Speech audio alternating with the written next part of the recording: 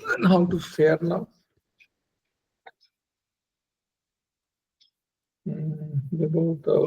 Namaskar. Namaskar.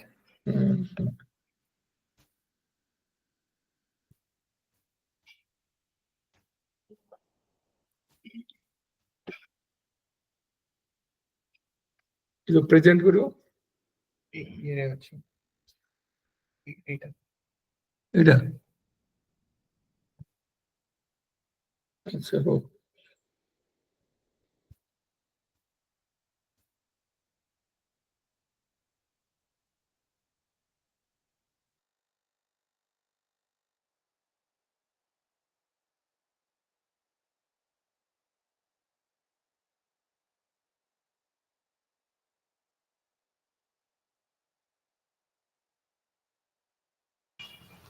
ये देवबाबू ये जो ऑडियो वीडियो ठीक अछि आज्ञा सर ऑडियो वीडियो आपन ठीक अछि पूरा अच्छा ठीक अछि इट इज ऑल वर्किंग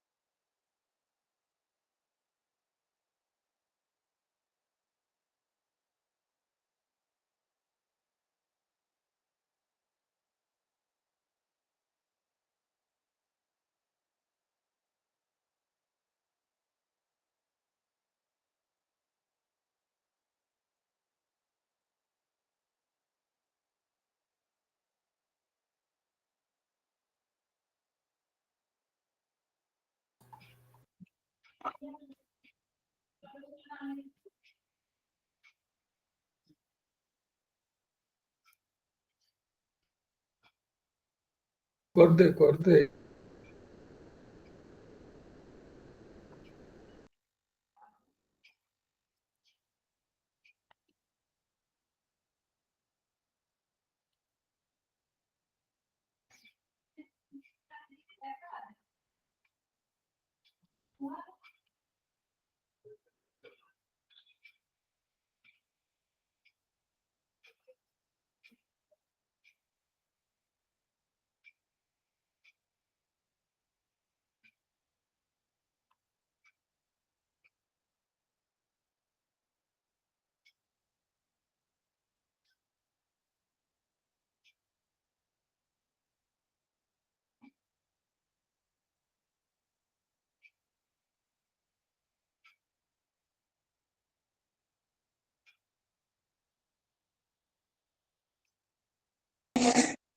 एक कार्ड में हो जाएगा लेकिन मतलब वो बड़ा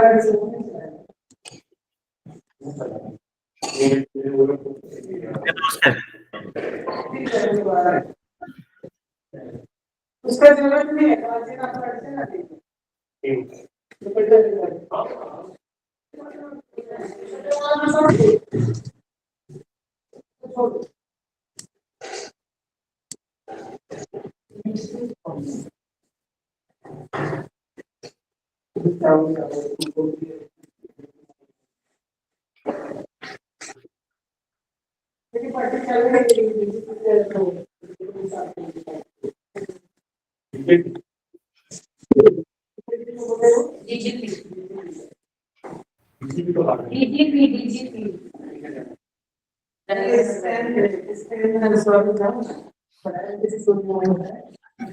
video ତାହେଲେ ଏଇ ଯୋଉ ପ୍ରେଜେଣ୍ଟେସନ ଟା ଏଇଠି ଅଛି। ବିଶ୍ଵେଶ୍ୱର ସାର୍ ହଁ ସାର୍ ଆମ ସାଙ୍ଗରେ ଏବେ ଅଛନ୍ତି ଶ୍ରୀ ଜଗଦୀଶ ମିଶ୍ର। ହଁ ନମସ୍କାର। ସାର୍ ନମସ୍କାର ସାର୍ ନମସ୍କାର।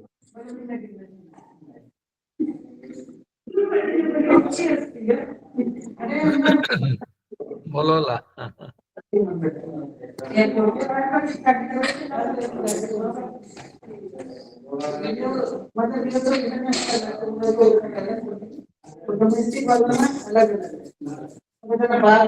ଭଏସ ଟା ବଢେଇଦେଲୁ।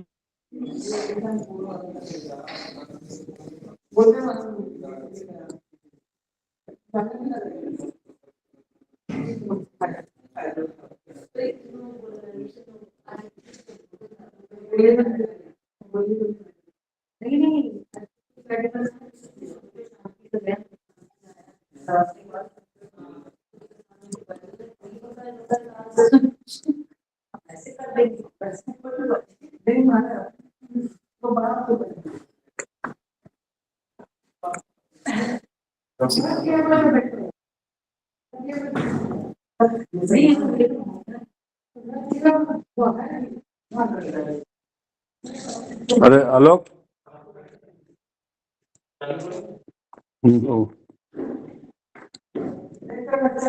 तो हाथ हाथ उठाने का मतलब मैं कुछ बोलूंगा ना क्या हाथ और जो है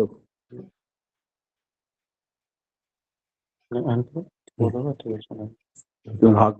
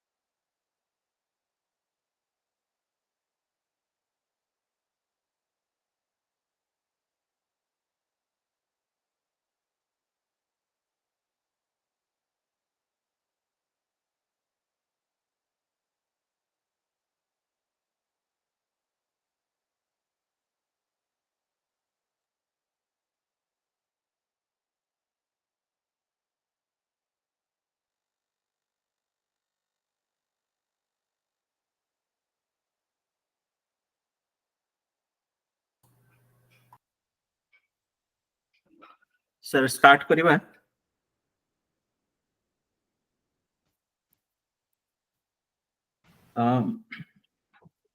आज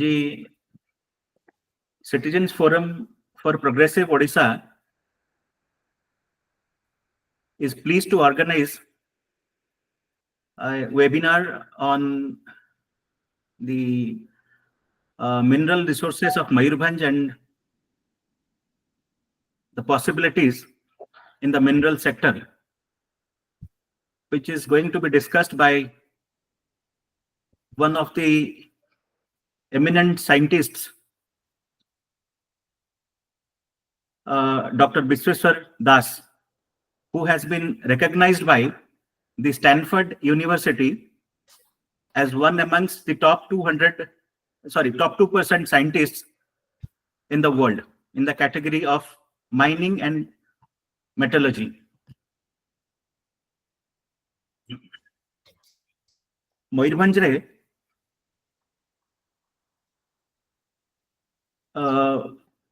गोटे समय रे around 95 to 2010 quartzite रो इंडस्ट्री प्रोसेसिंग इंडस्ट्री गोटा 3-4टा प्रोसेसिंग इंडस्ट्री थिला से बड़ा चाइना क्ले रो मध्य वॉशिंग प्रोसेसिंग इंडस्ट्री मयूरभंज रे गोटे समय रे थिला सोपस्टोन रो ग्राइंडिंग मध्य गोटे समय रे मयूरभंज रे होउतला. Apart from these minor minerals, Jagdish बाबू अच्छंती से तंकर he is the major miner of iron ore in Mayurbhanj. तेणु जोटा कि पार्टली ऑपरेशनल अच्छी सो आपनकर जहाँ इंडस्ट्री गुड़ा थिला माइनर मिनरल को नेकी क्वार्जाइट चाइना क्ले अब सबस्टन को नेकी से गुड़ा एबे बंद हो जाइछि. बाकी केवल क्वार्जाइट रो किछि मात्रा रे जो स्टील मिल्स अछंती इन एंड अराउंड ओडिशा से गुड़ा को क्वार्जाइट रो लम्प्स जाउछि प्लस आयरन ओर जहाँ ओडिशा बाहर को कि ओडिशा भितरे सेल होउछि. तो मेजरली मयूरभंज रे जदियो ए सब मिनरल्स रो अवेलेबिलिटी अच्छी किंतु वैल्यू एडिशन गुड़ा एपर्यंत आमे सक्सेसफुली करि पारने for consistently for a longer period of time. ए सब इन दिस बैकड्रॉप आज विश्वेश्वर सार भावुची हमको it will be a ray of hope for the industrial sector of Mayurbhanj and to the mining sector. Please welcome doctor Vishweshwar Das. Okay मु start करिवी sir. Sir तो नमस्कार to all the distinguished members of the Citizen Forum, and I am really thankful to all of you for giving this wonderful opportunity to share some of my thoughts actually before this intellectual gathering. I am really happy. My special thanks to Mr. Hemant Misra actually, who is my friend and a very good relative, you can call in either way, who was actually introduced to the forum, and he told that you must speak only on the Mayurbhanj district, which was very difficult because Mayurbhanj, I could not find any industrial belt actually.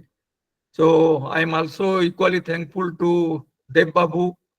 I had a long discussion with him, and when he told that you have to discuss on the mineral industrial opportunities, then I told आमे आगो घर कथा चिंता करिवा. Let us see what are the mineral resources available in this district, and once we know what is their mineral resources, that what this Mother Earth has given or what the God has given to us, and whether we are able to utilize it or properly or not, or what we have done, let us see that.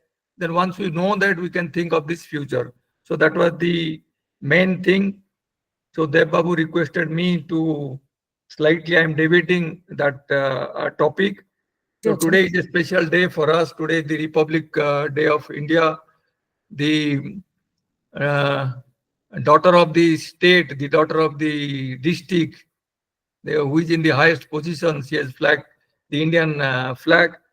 And on this joyous occasion, actually on the Republic Day, I will extend my warm wishes and the best wishes to all of you. This is a occasion to celebrate for each and every day.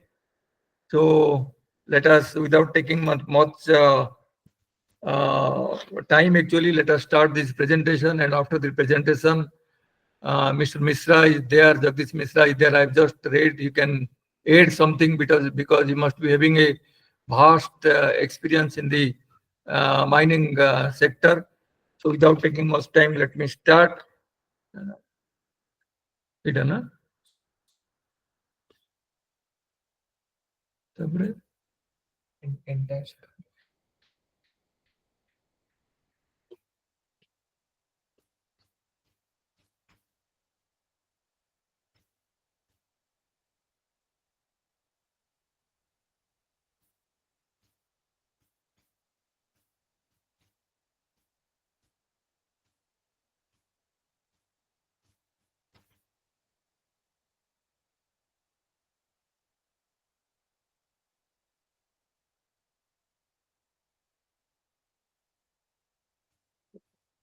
Presentation mode.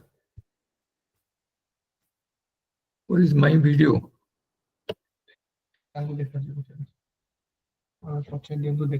अच्छा मो video देखा जाउची तो sir देखा जाउची देखाओ अच्छा ठीक है so let us talk something about the challenges in utilization of mineral resources of the Mayurbhanj of this Odisha.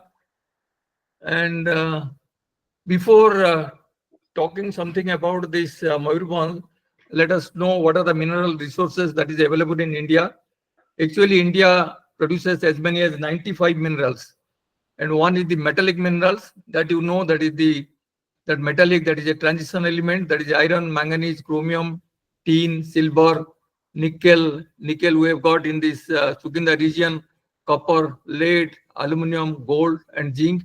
And among the second one category is the non-metallic minerals, or it is always known as the industrial minerals, that is the limestone, mica, gypsum, coal, dolomite, phosphate, salt, and granite. Atomic minerals, or in the other way, it is also known as the nuclear energy minerals, that is the uranium, thorium. Thorium mostly will find in the beach sand minerals, and the rare metals and the rare earth metal, that is the niobium, tantalum, yttrium, beryllium, and the lithium. And the fourth category is the minor minerals, that including your building and the other material, that is the clay or barytes, that is the barium sulfate, bentonite, that is a binder actually for the agglomeration process, calcite, corundum is the aluminum oxide, diaspore, dolomite, dunite, feldspar, fire clay, fuller earth, and all these things. And beside that, we have got three fuel minerals, which is used for your fuel. One is the coal. We have got a coking coal and the non-coking coal. Then second one is your crude oil, and the third one is your natural gas. Now coming to the mineral resources of this Odisha, Odisha is a full of minerals. If you the major is your iron ore, it contributes around the 50% of the total production of the India. We have got 59% of this bauxite. Chromite is 98%. That is the only region, that is the Sukinda region, where you will find the 98% of this chromite. And not only that, that chromite overburden during the process of mining, around 1 ton of chromite generates around 10 tons of this overburden, and that overburden contains your nickel as well as this cobalt. But unfortunately, we could not put up a nickel or a cobalt plant in our state. Then third is the coal, that is the 24%. Unfortunately, we have not contributed anything to the coking coal, that is the use for your metallurgical purpose or for the reduction purposes. But the coal that is available in the state is mostly non-coking coal in nature, that is for the power generation. Then we have got limestone, 46%. Then, as we know, Mayurbhanj, Keonjhar, Jajpur, Sundargarh are famous for our iron ore reserves. Sundargarh and Sambalpur have the limestone, that is for cement making as well as the steel making. In the steel, we use for the SMS steel melting shop. Koraput, Balangir, and Sambalpur have plenty of bauxite. That's why there is a alumina refinery plant. Diamond we have got in the Nuapada district, that is in the Dharmabandha area. And Sukinda region, as I told, that overburden contains nickel and the cobalt. So all sort of minerals are available here. If you see the mineral resources and the district-wise contribution, actually, you can see that Keonjhar gives the maximum contribution for the minerals, that is around 31.3%. And the next comes the Sundargarh. Sundargarh has got iron ore, limestone, as well as they've got a lead and zinc also in the Sargipali near Rourkela. Then we have got Angul. Basically, it is mostly for your coal. Then it was Jharsuguda. It is also for the coal. If you see this Mayurbhanj, actually, Mayurbhanj also around 3.72% that is coming as a contribution for the mineral resources of this Odisha. That is, each and every test, every district of Odisha is contributing little for the mineral resources of the Odisha. Now let us see the district-wise. As I told you there, Angul we have got a fire clay, granite and coal. Bargarh we have got China clay, dolomite, graphite. Balangir we've got plenty of graphite. Actually, so many mines you will see. Little bit of manganese, quartz, silica and quartzite. Baleswar we have got a chromite as well as a vanadiferous. That is vanadium, iron and titanium. In both we have got China clay, graphite and quartz, silica sands. Cuttack we have got only fire clay and granite. Dhenkanal, as you know, chromite, coal, fire clay, iron ore, that is mostly hematite, quartzite and titanium and granite. But all these things are not exploited properly. This Ganjam, because of this beach sand, that is the Gopalpur, we have got garnet, we have got sillimanite, titanium, zircon and granite. Jajpur, we have got chromite, iron ore. Now coming to this Mayurbhanj, we have got iron ore, which is mostly hematite and a little bit of magnetite is there. We have got China clay, manganese, that is a belt which is near to your Keonjhar site, that is a Borbil site. Quartz and the silica sand, talc, titanium, vanadium. As I told, it is mostly concentrated with your titano-magnetite ore. That means both titanium, vanadium and iron is there in a single page. Unfortunately, it is not yet exploited. We had a copper, then we have got a granite and the nickel. These are all little bit things. In Nuapada, we have got a graphite, limestone and the granite. So all the districts actually, we have got some mineral resources. Now coming to the Mayurbhanj district of Odisha, which is adjacent to the state Jharkhand as well as the West Bengal, and the nearby district is the Baleswar. So it is a unique district in Odisha with rich and variety of geology. The major rock type of districts are granite and the quartzite, and the important mineral resources, as we discussed, they are iron, vanadium, China clay, fire clay. Little bit of copper is there actually. We'll discuss flow by flow where it is available and why it is not being exploited. Titanium, nickel, kyanite is a refractory mineral, then quartz, talc, soapstone, and little bit of bauxite that is in the Similipal area. So let us go one by one. The key minerals in the Mayurbhanj district, if you can see clearly, China clay we have got in the Jasipur area, Chanchabani, then Dhumuria, Jamoda, then Kodadiha, Jameswar and Thakurmunda. This is China clay. The use, you know, it has got a various applications in the ceramic and whatever saucers we are using. Then we have got a little bit of copper in the Kesarpur, that is the Dudia Sol and Madan Sahi. And the very good resource, that vanadium is the only resource of the world, you can say, that always associated with the titanomagnetite. That is associated with a 15-meter long belt in the Rairangpur area, that is in the Biswai belt. Kumar Dubi, lot of research has been carried out on this Kumar Dubi, Bedharan and Amda Beda. That is, many people have done this PhD, and recently I met in one of the seminar actually, one student is doing PhD on the titanomagnetite ore, but he has taken the ore from this South Africa. I told, why you are not taking this Mayurbhanj ore? So he has agreed he will aid his work from this Mayurbhanj area, and let us see the process what he is developing for the recovery of three elements, that is vanadium, titanium and iron. Then we have got a Biswai belt, that is the Jodhpur belt. In Baripada, Odadiha belt, that is Adipur and Bahalda. So these are the vanadium bearing titanomagnetite ore. We have got a little bit of bauxite, that is in the Simlipal complex. Then gold actually, that is occurring in the headwater of Sapgora and Borai River near Udarsai. So the district is blessed with a lot of minerals. Beside that, we have got a quartzite. There are 6 mining leases of the quartzite across the Mayurbhanj. We have got a little of magnesia rock that is in the Nota Pahad, Thakurmunda, Ajmori, and Badam Pahad. Pyrophyllite is a refractory mineral that is in Kankarani, Jasipur, Guru Moisiani, Bangri Posi, and Manada.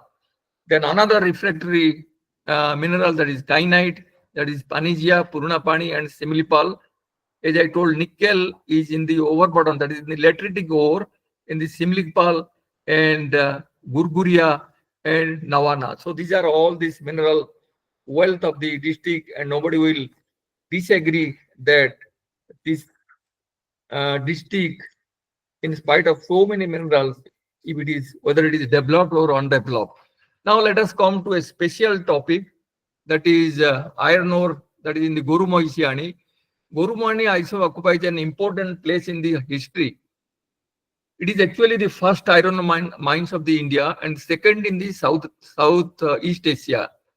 As you know, as you belong to this district, this Maharaja Sri Ramchandra Bhanjadev actually, he has got an intention for the development of this district.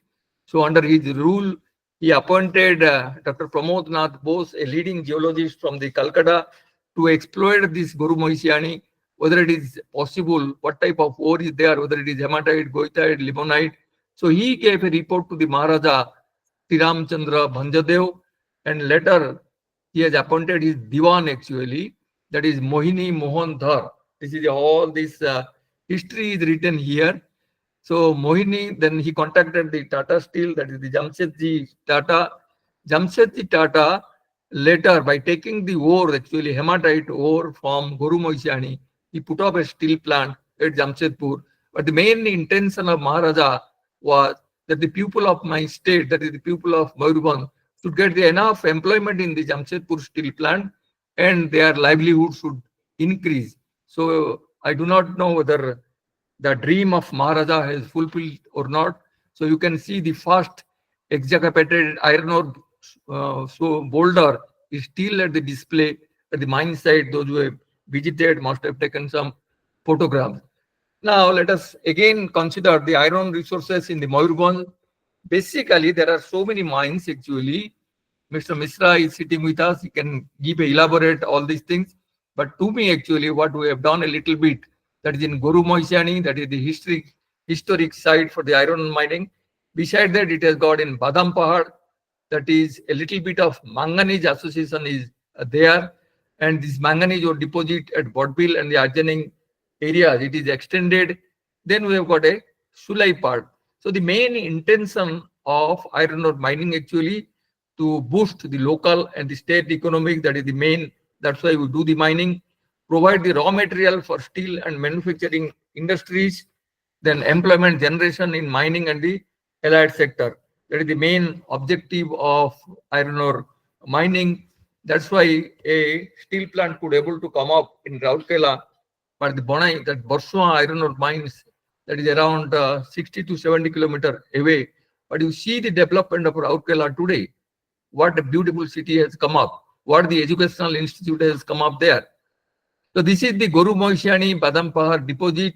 This Guru Moisiani Badam Pahad deposits are associated mostly with this banded hematite, magnetite, that is we call it as a BHJ and the BHQ ore. Once they start the mining, they separate these BHJ and the BHQ mines actually. That is very low grade in nature, hardly that is 30%, but the technology has already developed actually. During my time when I was associated with the CSR IMT, people are not talking of this BHJ and the BHQ because of the low grade ores, how to utilize it. But we could beneficiate from 30 to 65. You can do this pelletization and reuse for your steel making. So the This Goru Moishani iron bands are mostly little bit of magnetite, martite. Goethite means iron hydroxide with little bit of water molecule is there. So this average grade actually in this area is actually 56% iron. The possible iron reserve is around 52 million tons. Guru Moishani, that is Mr. Misra, actually, if he belongs to that family, it is around 52 million tons. Recently, also, I have read they've got the lease actually 4 or 5 days back. Somebody is reviewing me this latest news. So they've got the 4.5. The average grade is around 60 grade, that is the Fe percentage. It is spread across 1435 acres. And the Badam Pahad actually, that is another trader, that is the Lal traders, that is around 5 million tons. It is siliceous. Once it is a siliceous, I have developed a paper actually that is easy to beneficiate. Then this is 444 acres roughly. Then the Sulei part, that is the BC Dagra, that grade is around 61%. So average actually, if you see it, the cutoff grade is around 55 to 56%, and the high grade maximum what you are getting there is around 59 to 61.87%. That means the steel plant, what they need actually lumps or slab fines, that is around 63%, around 3% of silica, and the alumina. These mines are mostly managed by the government as well as the private enterprises. So if this is the grade, we need to beneficiate it. Technology is already available there. Only somebody should come forward for the value addition. Then in the Badam Pahad, the geology is different actually. We've got a quartzite. So that is an additional advantage which is in the top of this hill. Because once this iron is started leaching, then quartzite is getting separated. That means silica is separated. There are 3 types of ore you will find out in the Badam Pahad area. There is the massive ore, then biscuit ore, and another is powdery ore. If the powdery ore is there, it cannot be used in the steel plant, because steel plant, as you know, it requires the lumpy ore. Lumpy ore means that is the minus 40 to 10 mm in the size that is need for the blast furnace. If they want to use in the sintering plant actually, then they have to use that is minus 10 and maximum to 0.21 size. And the present system in the washing plant of India, if you go anywhere actually, they throw most of the slime. The technology, when we develop, we went to the Tata Steel, they talk of this productivity, whether sinter productivity will go up or not without thinking of this technology. But if you go anywhere in the iron ore sector, people are beneficiating, recovering, and utilizing. Then the other associated minerals in that area is your limonatic, that is FeOOH with the water molecules. That means for your pelletization, actually, once you do a small size of pellet, these water molecules, they interact and the cracks develop. Then once the crack will be developed, actually, this will not be helpful. The other characteristic is the foliation, that is due to extensive weathering, due to the oxidation, reduction, there is a structural disturbances, and once this type of the mineralogy and the separation will be difficult. Now, the mining operation at the mine site is not that of modern, what I have read, is mostly this open cast like the other iron ore mines of the EA. It is semi-mechanical, same thing like your limestone drilling, blasting, and the excavation. This is means we are not using any modern technology or whatever the modern, if they are used, then it is good for this industry, good for them for increasing the productivity. Now, I could not find any iron ore based industry in this Mayurbhanj because nobody has approached us during my service career. Last 33 years, I used to do the mineral dressing, just like your a hairdresser actually, he cut the hair. I used to cut the minerals. I used to make them this shape. We used to grind it. We put a liberation. We develop the particle size, and then which process will be adopted without spoiling the identity of these minerals. There are so many processes actually, how to beneficiate the iron ore, maybe a gravity, because the density is different from mineral to minerals. So exploit those property or magnetic property or surface property, so on thing. So there are two sponge iron plant actually what I found there. One is the Sivasakti Sponge Iron Limited, that is in Pandersil, Sukurili in Mayurbhanj. Whether it is working or not, I do not know. Then second is by this government, that is Odisha Mineral Development Corporation Sponge Iron Plant, that is in Thakurani.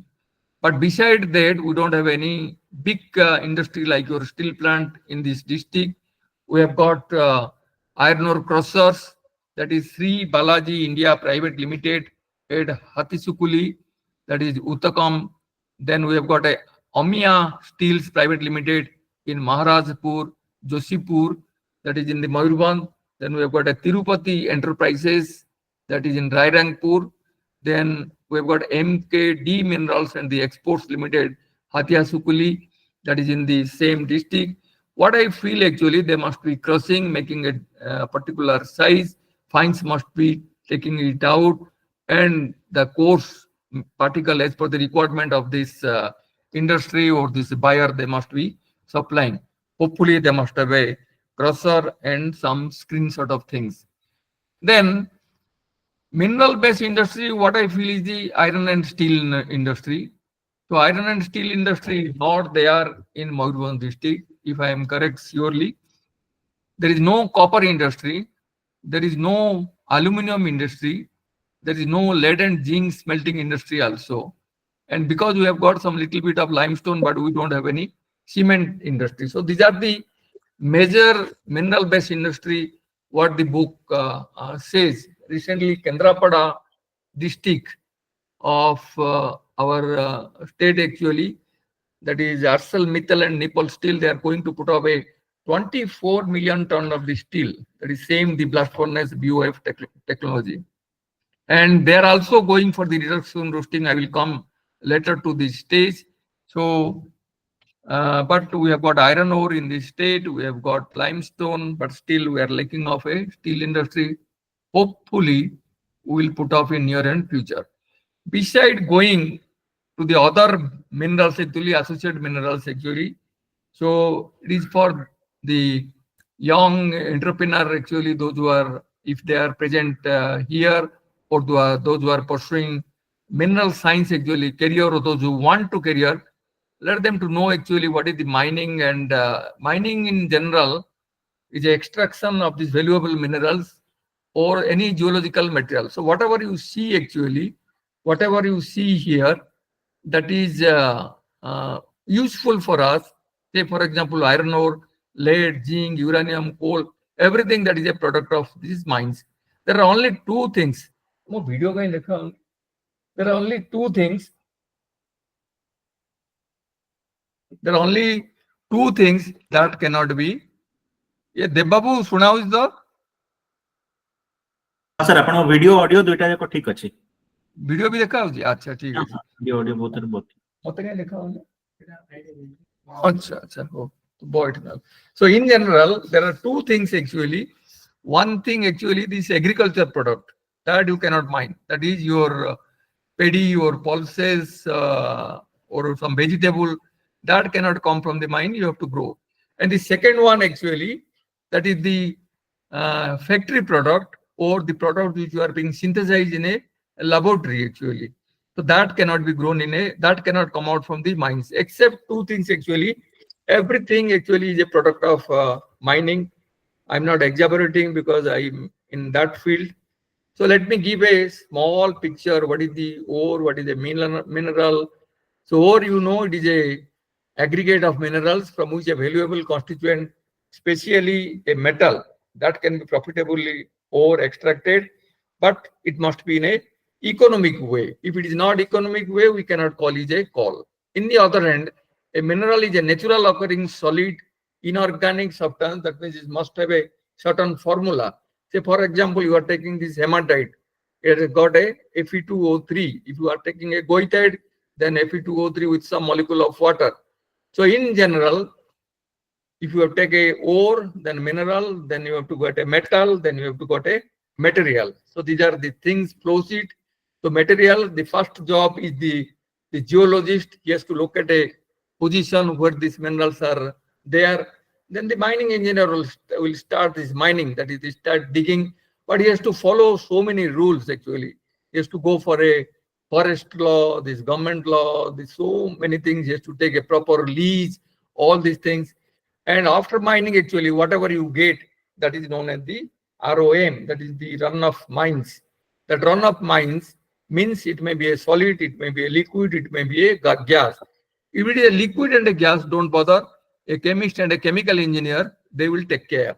But if a material is a solid, actually, it is a solid substance, then the job of the mineral processing, mineral engineering, or the ore dressing, or the ore dress, or whatever you call, that job started. So how this mineral processing starts once you make a ROM. Then let us know the beneficiation. What is beneficiation actually? It is simple word. It is an enrichment of the ore. Today, Rourkela, say, Borsoi is producing 54% of the iron. But the main metallurgist sitting in the blast furnace, he will not accept the 54% of the Fe content, minimum that he needs the 60%. So enrichment of the ores and the separation of unwanted gangue minerals. If you will take the iron ore, what is the unwanted? That is the silica and this alumina.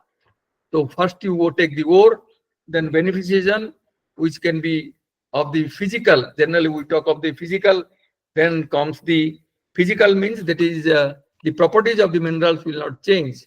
Then comes the extractive metallurgy. It may be a pyrometallurgical route or it can be a hydrometallurgical route.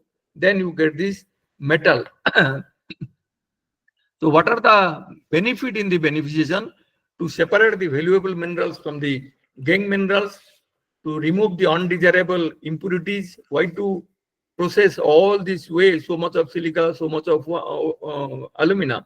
If a coal actually, so we have got to say 45% of this coal, we have to bring down to 28%. Why to take so much of gangue materials to the thermal power station? Similarly, if you have got a copper mines, copper, the average copper grade is around 1%. You have to beneficiate 24%, take that concentrate to the smelter. So these are all the benefit to produce the mineral concentrate prior to chemical extraction by separating and to separate two or more valuable minerals. So these are some of these benefit of the beneficiation. That's why beneficiation is going. So in toto, I'm not giving a complicated process because I know there will be so many intellectual of the different branch of science, commerce, and arts will be sitting here. So the ore you have to take the size reduction that is carried out by this crushing. Then you will go for the screening. If necessary, you go for the grinding. Grinding means for copper, lead, jor, because your liberation is very, very finer size. But in the iron ore, simple, do the size reduction. As I told you, the blast furnace needs around 40 to 10 mm. Then screen that. If the quality is coming, then send it to the Rourkela steel plant. Otherwise, if it is a pellet plant, then you have to grind it. Then after classification, you have to go for the separation. Separation may be by simple classification. Say, example, I have given this iron ore, or you would go for the gravity concentration. Gravity concentration means your gravity, that is the specific gravity, will be different.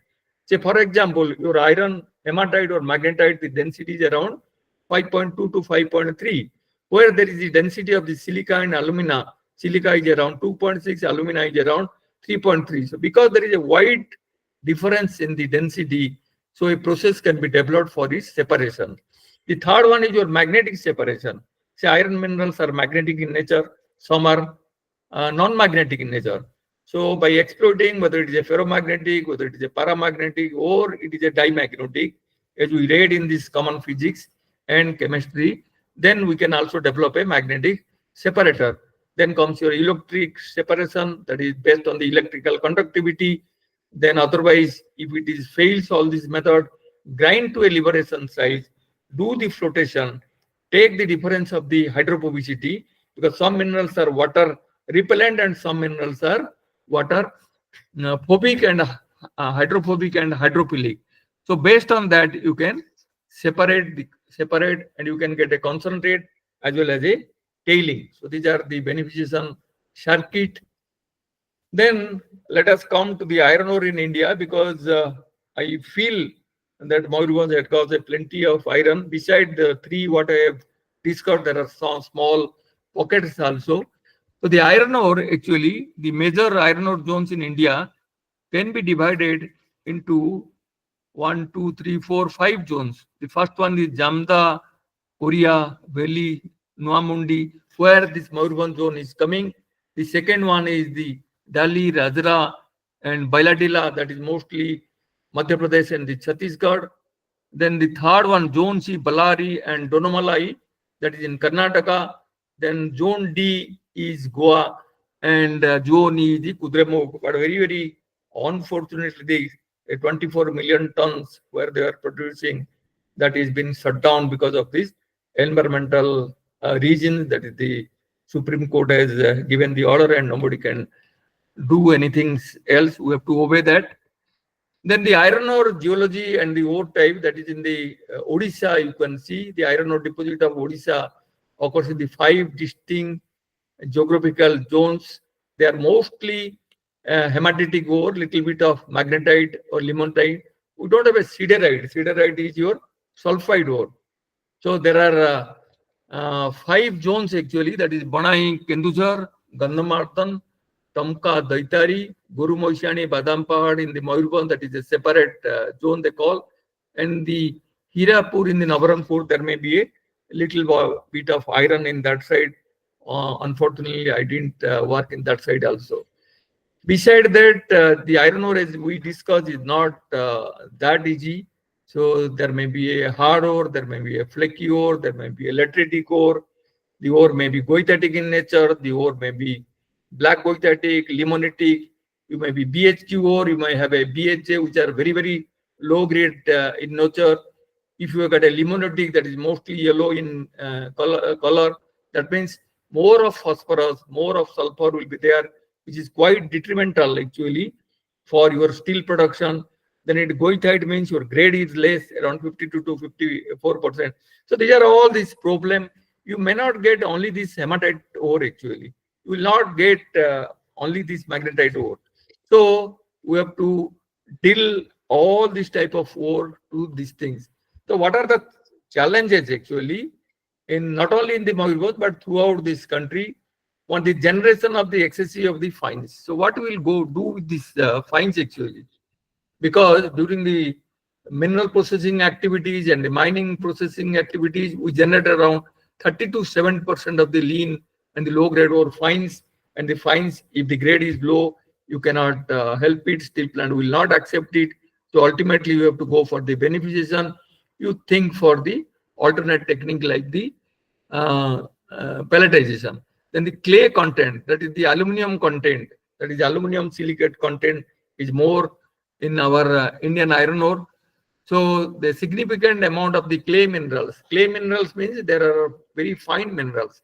So what they do actually in the iron ore mines, actually, they simply wash the ore. But the clay content, they simply adhere into the surface of the iron ore.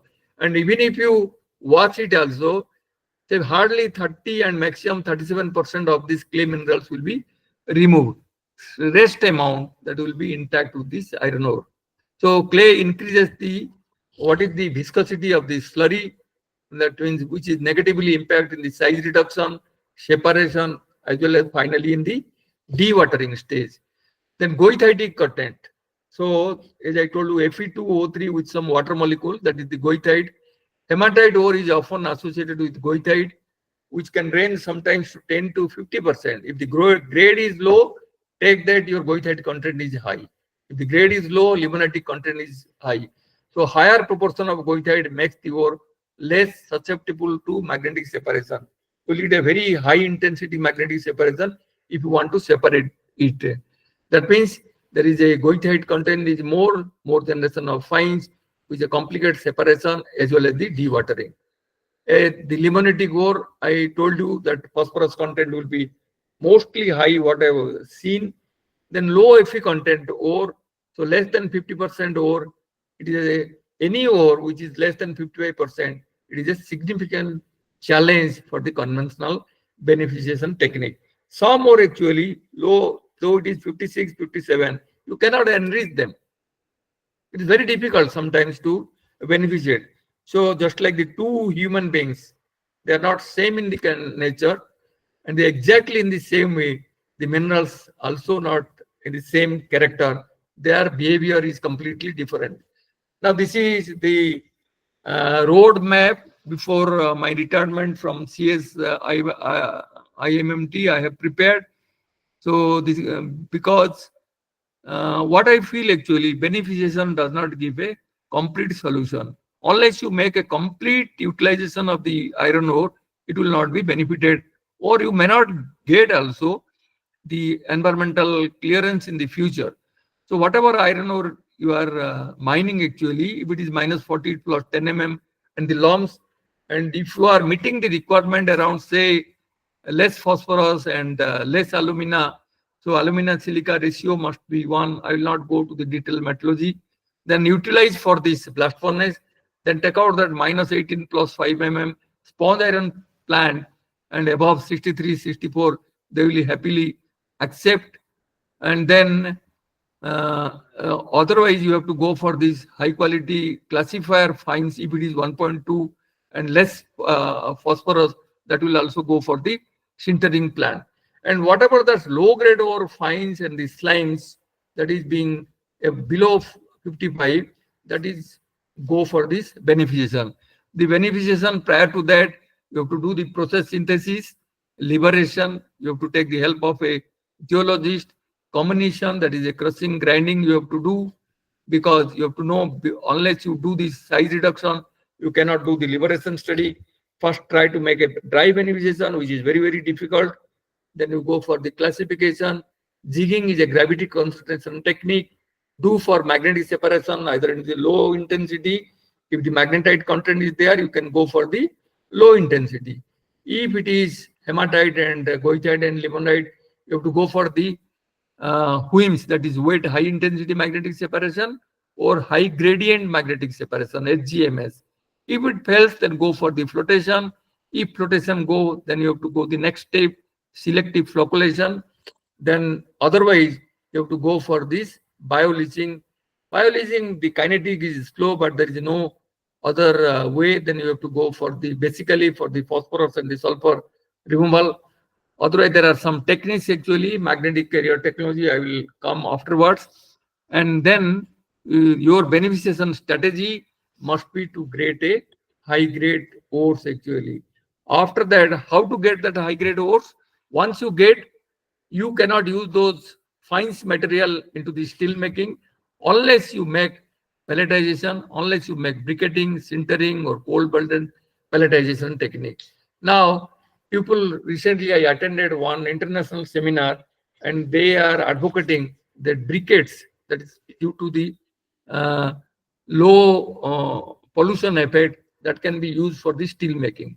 So what I mean actually, you must develop some size enlargement technique and develop a flow sheet. You can use some modeling and the simulations. Then this product can use for your blast furnace or sponge iron. But whatever residual waste actually out of this process you are getting, you have to do waste management. You must have a value added product. Otherwise, it won't be profitable for you. You go for iron with cement. Cement plant uses a little bit of iron for their burning property, thermal conversion of iron, ferrite, glass, ceramics, or bricks, whatever you want. You have to make a value addition. Then only you will have some benefit, and you can be spared from the environmental degradation, pollution, so and so. So the national steel policy, why I am talking all these things, that you have to use this line, you have to use the BSQ, BSJ, and all these things. The reason being, the national steel policy, they have given a target, that is the Ministry of Steel.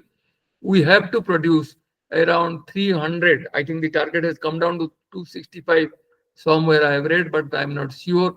We have to produce 300 million tons of steel by the end of the year, that is 2030. So to produce around 300 million, minimum 500 quality of iron ore we need, that is the calibrated ore. How to achieve it? That looks like very impossible. So once we will adjust the high grade ores, we will not have any or for the future requirement. So in order to achieve that, we have to use the low-grade ores. Don't throw anything. That slimes or the tailings, whatever we are generating from the washing plant, that we have to utilize. And that BHQ, BHJ or BMQ, that is the bonded magnetite. We have got a little bit of bonded magnetite and quartzite. That also we have to use to meet the requirement, what the government or the ministry. So who will work actually? So we have to work. The researcher has to work. They have to find out a way actually how to utilize the things. Just like if I'll tell that the Prime Minister has announced in that COP 24 that we'll use the renewable energy around 50% by 2030 or something, and the country will be completely carbon free by 2070. He is going to generate around 500 gigawatt energy through the other sources. That means the carbon footprint, the main objective is you have to reduce the carbon footprint, and he has declared that 1 billion carbon footprint has to be reduced. That is what he has promised in that, if I am correct, that is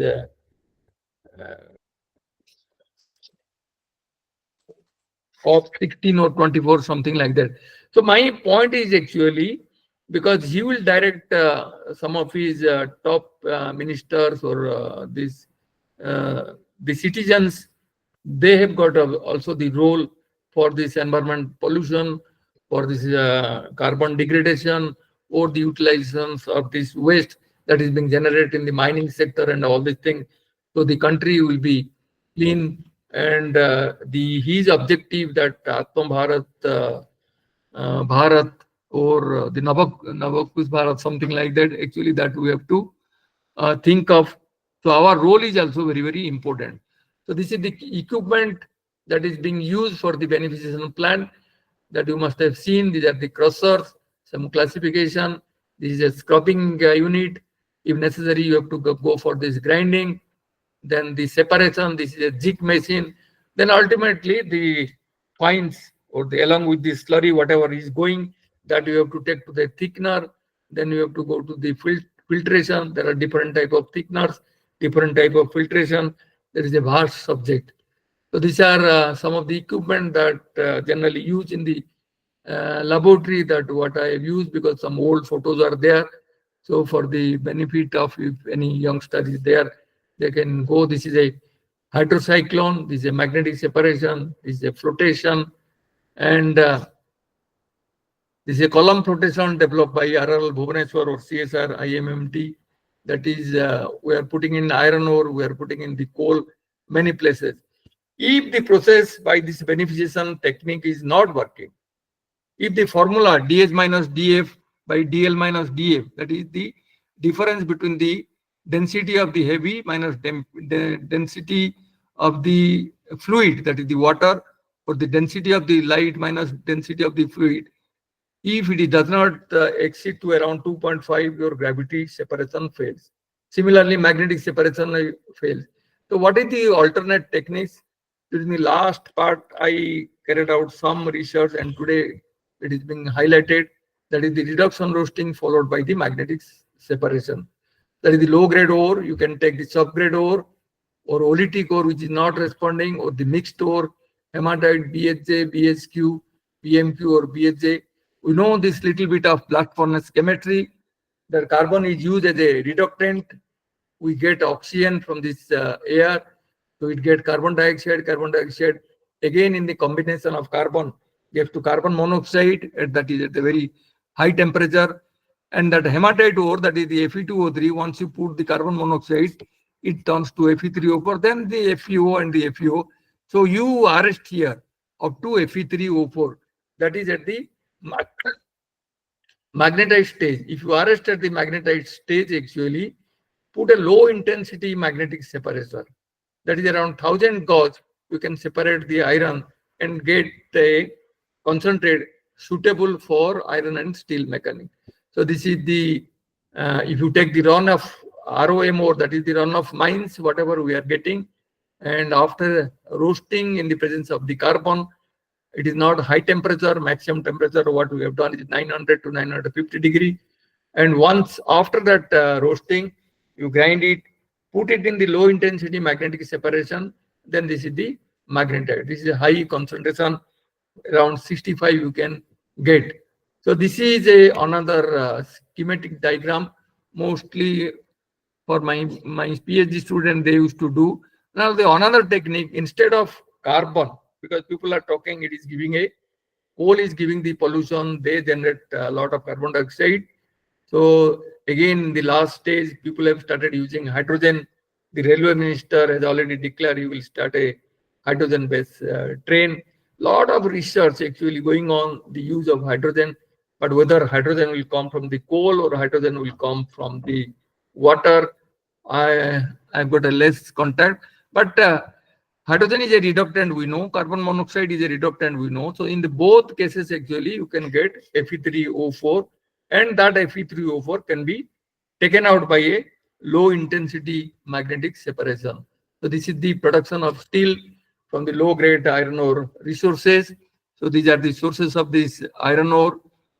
Then we will go for the reduction roasting by fluidization or any other technique, whatever you do. Then after the beneficiation, then reduction roasting by rotary kiln also you can do. Then you have to do the beneficiation again by magnetic separation. Then develop a small pellet. You have to buy the agglomeration technique. You can use either the blast furnace or in the direct reduced ore. You can put in the induction furnace for the smelting, get the metal, separate the slag. So this is the production of the steel from the low grade iron ore resources. Now let us come to the Rairangpur weathered magnetite and the hematite ore. What we have got actually, they're all whatever is there in my notebook that I have taken. The iron is around 39.7%. The gentleman who came, I don't remember. The silica is around 37.46. It looks like a PHQ ore, that is bonded hematite and the quartzite. There is no, absolutely no problem of this alumina. Other quantity, whatever you can see, it is in the very minor and the traces. So once we put the magnetic as well as the flotation technique, we get a concentrate around 35.76 and 66.82% of this iron. And meddling, of course, it is a little bit of high grade, 49 and the 24, but the overall actually you can get the maximum, because you have got 39% of the iron, maximum iron you can get around 66 point.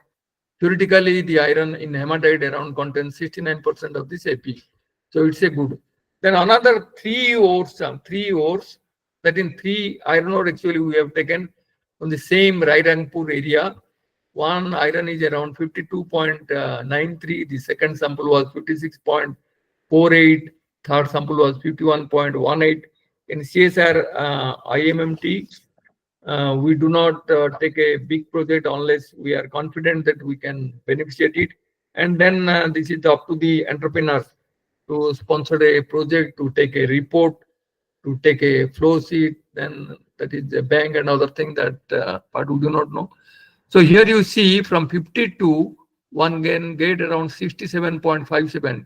It's quite interesting for your pellet making. And look at the concentrate, that is the weight percentage around 73%. And rejectable tailing around 12.56. So it's a good one. The second one is around 81% yield. And the iron grade is also good, that is 65%. And third one, 72, that means all the sample of this iron ore. These three sample, what we did, they didn't respond to the conventional beneficiation technique. So we have to undergo for a reduction roasting followed by magnetic separation technique. The other technique, actually, I will not go in the detail, but some of the students actually, they work, this is a microwave assisted heating. Just like your home, you have got a microwave, it cooks you very fast. So this is for most of this MTech student. They take the BHJ, BHQ, not BHQ, mostly the BHK, limonatic and goithetic ore, and this wonderful result they got. This microwave assisted heating actually started from IIT Kharagpur actually. They wanted to get rid of the sulfur. But we don't have a sulfur problem. Maybe some of their students have brought some Assam coal. Anyway, that has worked. And then we also applied the same thing to the iron ore. It also worked nicely. Then the magnetic carrier technology, there another technology, that is the colloid or the fine magnetite. If you coat it on the particularly on the iron ore slimes actually, that is the fine particle, then it enhances the recovery. Then you must think if you are going for the flotation, then you have to go for the low cost reagents in the flotation. Then otherwise you have to go for the fluidized bed reduction roasting. You have to give some shock treatment. Now the new way is coming, that high pressure grinding rolls, or we have got a plenty of seawater actually. These are all these research topping, because 97% is your seawater. So why not to use the seawater in the mineral processing? At least if you go to the Dubai, they're taking this drinking water from the sea, because they've got the scarcity of one day that may come. So think of the use of the seawater in the mineral processing study. Then this is the magnetic carrier technology. I am just giving a schematic diagram. So these are all hematite particle. They say blue one, and the white one is sorry, this is the iron and the silica particle. And if you add a small amount of this colloidal magnetite, that is prepared by the combination of ferrous and the ferric iron sulfate, there is a technique is there, just like your nanoparticle. Then you apply the magnetic intensity there, low magnetic intensity. Then the silica and the iron particles will be separated. There is a story actually that when I went to Tata Steel and met one of the director long back to use the iron ore slimes in the sintering plant from 19 or 20 or more than that. They didn't accept the technology, because who will use the fines? Our productivity will come down, because those plant people, they will always think their plant, but they cannot make any research. But nowadays you go that Bailadila, that iron ore mines, that Kirandul, entire beneficiation plant is there. And from the Kirandul, there is a slurry pipeline to the Vizag. And Vizag, they are making the pellets. And the pellet they are transporting to the Hazira, that is in the Maharashtra. And through the induction process, they are making the steel, and the steel is being exported. So these are all these iron ore part what we have discussed. So we have got plenty of iron ore, not in the bottom part or Sule part, but I heard that small mines are also there. That has to be taken care. And if that is the low grade ores, then that has to be taken care by this beneficiation technique, or by the simple classification. We can make a value addition by putting a hydrocyclone. This is my personal view. Another very important ore of Mayurbhanj district is vanadium bearing titanium magnetite ore. So vanadium titanium magnetite is a polymetallic. That means it has got vanadium, it has got iron, it has got a titanium. These are the three components are there. And if you see the globally, vanadium comes mostly in the VTM, that is the titanium magnetite ore. So we have got 17 countries actually that VTM deposits are there, including South Africa, China, and the US. They contain the average, but they behave like a single mineral. That means solid solution you will find. And if you break, then same thing will come. They don't get a liberation actually. That means for the all particles, they've got the vanadium, titanium, and the magnetite. So how to separate? It is a big challenge, and that is the region. Many people are not attempted. This is the Indian vanadium. That vanadium ore contain around 0.75 to 0.88. The concentration of vanadium have been found in the Papunper district of Arunachal Pradesh actually. So they have recently they got this vanadium. Mayurbhanj is the first and the primary source of the vanadium, titanium, as well as this magnetite. So, what is the VTM of Mayurbhanj? It is the systematic geological mapping by GSI and the State Director of Mining has identified several vanadium-bearing magnetite occurrence. That is, one is the Raipur Bisoi. Now let us come in that is the Kumar Dubi. One of my friend did the PhD on the Kumar Dubi. He is a geologist actually. Then Bedharana, then Amda Beda, then Gargari, then Kumkumkocha, then Bhangapahad and Hatichar. All these places they've got a big belt where you will find these vanadium bearing titanomagnetite ore. The second belt is the Bisoi and Jasipur. That is these are some deposit name Mayurbeka, Pesam, Dulabeda, Sailanoi, Asanbani, Bariadihi, and Kundabari. Then we have got a third, that is Baripada and Podadiho, that is the Balda, Andipur, and Chitrabania. So these are so many deposits. It ranges around 15 kilometers range actually from Kumar Dibi to Hatichar, and the ore has gained significant attention due to the vanadium content. And the source of vanadium, generally we came from the titanomagnetite ore, that is the primary global source of vanadium. And the mineral composition, you will find it contains mostly the titanomagnetite. That is the magnetite, there is an inclusion of titanium. Then this is a ilmenite. Then we have got some sort of the spinel, that is the magnesium aluminate, martite, goethite. They are all a little concentration. And if you see the chemical concentration of this vanadium, that varies 0.28 to 1.38. What this Kumar DB vanadium bearing magnetite ore, that was containing around 0.7, that is the average content of this vanadium oxide. Then titanium we got around 11.5 to 18.5. The silicon dioxide is nothing. They don't have any silica problem, hardly 4 to 5%. And you will find that no separate vanadium mineral has been identified. Vanadium concentration in the ore is believed to result from exchange reaction between the silicate host rock. Is it a geological word actually? What I have taken from my friend, he has given me. Then we have taken the 3 sample, that is the Kumar Dubi.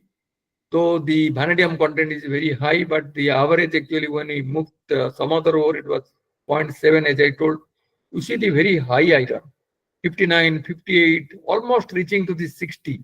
So if you slightly enrich it, but if you got a vanadium as a titanium, then you cannot go for the steel industry. And look, the alumina, practically nothing. Silica, nothing. That means your slag, that means the limestone what we are using for the slag separation for in the blast furnace, that you also need very less. Calcium, magnesium, phosphorus, also no problem. So this is the chemical analysis of the Kumar DB. Similarly, we believe that other part of this Mayurbhanj will be also of this so much importance. So what I advise actually, we must explore this ore. This is the ore. Beneficiation process actually people have tried. They tried mostly by putting the low intensity, that is the LIMS, or the WHIMS, that is the weight high intensity magnetic separator, mostly to get rid of the silica and this alumina, but I do not agree. Again, the concentration of the vanadium, titanium, and iron will go up little by removing part of the silica and the part of the silica, but ultimately it will be no use.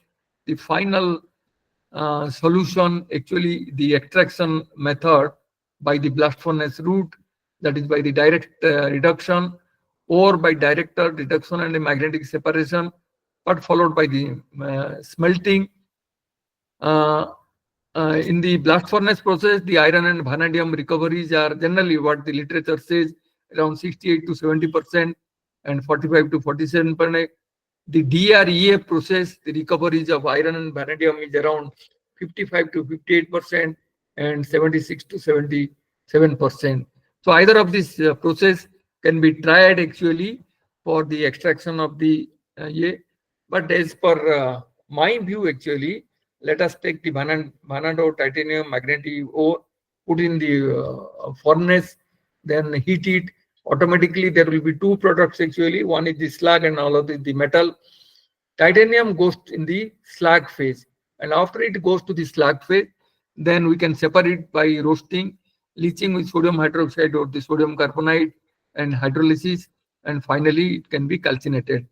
And generally, their vanadium and iron, they are very close in the periodic table, so they close to each other. And then again, if you blow actually, just like your steel melting shop, if you blow more oxygen, then vanadium, same phase, vanadium will report into the slag, and then we can get the iron and steel that can use for this iron, that is can go for the steel making. So this way you can get the three product: slag, vanadium, and the iron. I think there is a one plant somewhere in the south. They are also where they are taking this BTM. I do not know. They are putting up this plant. Now these are all these what I told about the uh, you can call this vanadium, this ferrous metallurgy. Now let us come to something about the China clay of this Mayurbhanj. So China clay basically is a kaolite actually, and as you guys know that the alumina content varies from 39 to 46%, and the silica is around roughly 13. So the deposition of China clay generally is a aluminum silicon, this tetrahedral structure. So the deposit of China clay mostly you will find in the Jasipur area, then Chanchabani, then Dumuria, then Jamda, then Kodadiha, Jamkeshwar, and Thakurmunda. And these are the areas where this geological director of mine, they have given the thickness of the clay zone varies from 10 to 20 meters. That means very high. And as all of us, we know that China clay has got a lot of industrial application in the paper industry, in the textile industry, in the rubber, in the manufacture of these potteries, in the ceramics, sanitary wares, glazed tiles, insulation, so many things are there. The recoverable reserves for all India, that is very old figure actually, and that is 986 million tons, or it has gone up to 1973 million tons. For the Orissa figure, somewhere it is 157, then it is somewhere it is 286 million tons. So this I have taken from this Indian Bureau of Mines. So generally, all the China clay of the world, nowhere they have to go for this beneficiation, that is by this washing. So China clay we was around 11,000 tons, and out of that the Mayurbhanj district itself, that the what the literature say, it is around 10,000 tons. So these are some of these companies: Jagdish Mines and Metal Private Limited, the Kodadiha, they generate around 5,000 tons. Arun Udyog at Jasipur, they generate around 3,000 tons. Chanchabani, they generate around 2,000 tons of the China clay, and they market it. So Mayurbhanj clay is generally they extracted below this overburden, and the ironing operations are confined to about 8 months in a year, because the rest 4 months actually, that the rainy season. Rainy season means the clay materials cannot be beneficiated. So beneficiation is carried out to remove sand, silt, and some of the deleterious constituents like iron oxide, mica, tourmaline, titania. Around 1992 or 94 or 95, I visited the Czech Republic, and mostly they've got these non-metallic minerals, and this clay is a major source for them. And they have gone all sort of technology, and they have gone to the high gradient magnetic separation for the tiny, around say 1% removal of the iron and the titanium. Because unless they remove that iron part and the titanium part, that whiteness will not come. Unless that whiteness doesn't come actually, so the market value is not there. That is very important. Same thing, the Sri Lanka China clay also. They give all sort of care for their whiteness. So these techniques generally, we believe that is the belonging with some dispersion, then sedimentation, magnetic separation that is not there in Mayurbhanj, maybe some part of the India, ultrafiltration and acid treatment, then calcination. In Odisha, mines actually, they do only the simple washing, separation of sands by wire nets and filter press to squeeze out the water, sun dry and bag it and then sell it.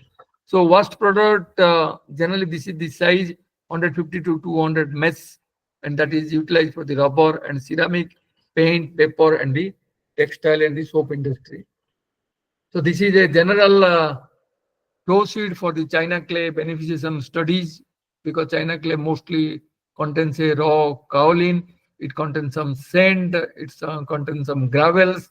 So what we have to do, you have to put in the water, then after soaking, you have to put in a drum, then remove those coarse particles. That coarse particle doesn't contain any clay.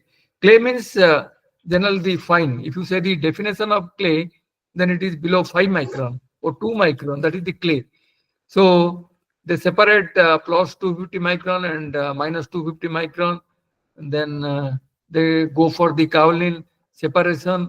They put a hydrocyclone. Hydrocyclone is a classifier. It says separate the coarse and the fine. So they must be using some spigot and the vortex to remove that 53 micron. And then they put it in the thickener. Thickener means they have to use some flocculation, that is some type of flocculant to get it thickened. And that slurry actually, that is which is coming out in the underflow of the thickener, they have to form, filter, and finally press and dry, bag it, and sell it. Now let us come some deposit, a small deposit of copper ore that also we have found in the Mayurbhanj. That is in the Kesarpur. It is popularly known as the Kesarpur copper. So Kesarpur, Dubia Sol, and Madan Sahi. The area is located in the Kuliana Tahsil, situated in the northwestern part of the Mayurbhanj district. So the primary minerals, what the report says, it is pyrite, that is mostly iron sulfide, pyrrhotite, and little bit of chalcopyrite with minor amount of nickel, molybdenum. The molybdenum is a very, very valuable mineral. Actually, we know it ranges from 5 to 40 pm. Mostly this molybdenum will occur along with this copper deposit only. So that is the only way. In the Rakha copper concentrate, we put up a plan to recover this molybdenum. They must be recovering, because once somebody is retiring, because they don't give any feedback to us. And this ore, this Mayurbhanj copper ore, it contains also zinc, lead, cobalt, silver, little bit of arsenic, which is dangerous, cadmium, tin, and gallium. And the report says the average copper grade is around 0.3 copper, and the possible reserve is only 0.32 million tons. But there is a due to different of the mineralization pattern in the copper ore. Copper ore is generally floated. If it is a sulfide ore, then it is floated by the beneficiated by the flotation technique by using the suitable reagent. Mostly we use potassium ethyl xanthate or sodium isopropyl xanthate. But this flotation technique could not be possible. Somebody must have tried. These are the different type of mineralization that they have found out. So copper mineralization, that is the copper, once it is getting oxidized, that means once it is a oxide component, then you cannot do by the flotation technique. Malachite, that is copper carbonate or copper silicate, you cannot do it. Or in a native copper. These are all the mineralization. So due to different type of mineralization pattern in the deposit, underground mining is not followed up. Open cost operation within the limited strike length could not be cost effective. So they have stopped it. And if anybody has got the information, then we can revive this copper deposit, because copper is one of the, now it is a strategic mineral or a critical mineral government of India has taken. Now we have got some quartz and quartzite also. So quartz and silica sands are mostly, as you know, in this glass foundry, and we use in the ferrosilicon, that is in the alloy. We use in the ceramic industry, abrasive, paint, rubber, textile, so many industries are there. And if you can make around 99.999% of the silica, then it can have a use in the semiconductor. We tried but we failed actually. But they're all in your last stage, actually, in your retirement stage, so many thinking will come. But you have to wind up your students' PhD thesis, because you cannot sign afterwards. Maybe some problem. All sort of things are there. Then we have got a quartz actually, and there are 6 mining leases for the quartz and quartzite in the Mayurbhanj district. Uh, that is in the Bangiri forest range. That is the quartzite. We got a little bit of high magnesia rock actually, which found in the Nota Pahar, Thakur Munda, Amjori, and Badam Pahar area. Some magnesia, these are all geological report. Nickel actually we found in the lateritic soil, that is in the Simlipal area. The mineral occurs in the silicate form. If it is a silicate form, if it is a nickel silicate, it is very easy to beneficiate. Very easy to beneficiate. Why we could not put up a plant at the Sukinda area? The region it is associated with the iron. So once you beneficiate the nickel, iron is also coming out. So there also we put some reduction roasting. We could go up to 1.4% from 0.5%. So the important patches of prospective zones are Gurguria and Navana. These are the area where you can find some nickel patches. And now Mayurbhanj granite. Today is 26th January. So there was a flag hosting. I visited some places. I saw there is some granite stone actually. I asked, is it from Mayurbhanj? That gentleman is telling, no, it is from some part of the Rajasthan area. Why you are not getting? Then he kept quiet. Anyway, that is his business. I do not know. So the main body occurs in the north of the Simlipal volcano sedimentary complex, which covers around 1,000 square kilometer. And there is also some patches of granite in the northeast and the southwest trading 150 kilometer.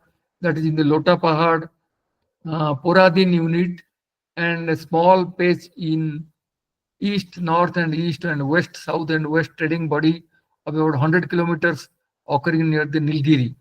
15 square kilometer helipectal outcrops at the Chokdar Pahar area. So these are all the Similipal complex. We've got a granite. Granite is the main source in the district of this Mayurbhanj. If not, we have to revive and we have to utilize it. We've got a small patch of this bauxite also. So everything is there in the Mayurbhanj. So again, in the Similipal complex, this aluminum laterite bauxite or deposit are observed. Both are ultramafic and metavolcanic laterite is giving rise to they have also given the nickeliferous laterite. That's why there is some occurrence of nickel in that area. As we know that the aluminum can be extracted by this Bayer's technique, what we are giving, that is the only technique that is being used throughout the world, where we have to roast it in the sodium carbonate, and then alumina will come into the solution state, that is sodium aluminate. Then we have to precipitate and recrystallize, and once you are getting that alumina, then bring it to the electrowinning process. So alumina will come to the cathode and the oxygen will separate into the anode. So these are the Bayer's technique where you can get, but we must find out an alternative source also, because the bauxite is also deteriorating slowly. So what the 45% of the Al2O3, that is also slowly degrading. So there is an alternate, we must find out, let us find out if there is some part of this Mayurbhanj I could not find in the literature. Because the alumina, 1.3 kg we are using in India, whereas 20 to 30 kg people are using in the developing countries. High grade bauxite is limited, so utilization of low grade ore from the naphthalene cyanide. Actually, naphthalene cyanide, we tried to recover this potash value. We have got a fly ash actually ranging from 30 to 32% of the alumina. Why not to recover? in the red mud actually, that is, we've got around 10 to 12% of this alumina. So these are some of these areas where we can find out and we can eat. We have to recover, but the main impurities actually is there iron and the silica. More the silica is the impurity, more the consumption of the the sodium carbonate that the industry cannot bear it. In the same time, actually, we have to think how to utilize the waste or how to recycle the waste. That is also very, very important. There are basically two problems. One is the reactive silica and second is the iron for the bauxite. If you take the iron ore, alumina is a problem. If you take the bauxite, then iron is a problem. So reactive silica, if you remove, there is a reduction in alkali consumption, there will be reduction in the red mud generation because we don't have a space. There must be a reduction. Dr. Das, Uh-huh. sorry to interrupt. Sir, can we wind up? Just a few. I'm going to wind up. Yes. So that we can I'm open just the floor going to for wind up. discussion. Yes. So these are some of these reactive silica and the iron from the bauxite ore. Then we have got some pyrophyllite actually. That is another refractive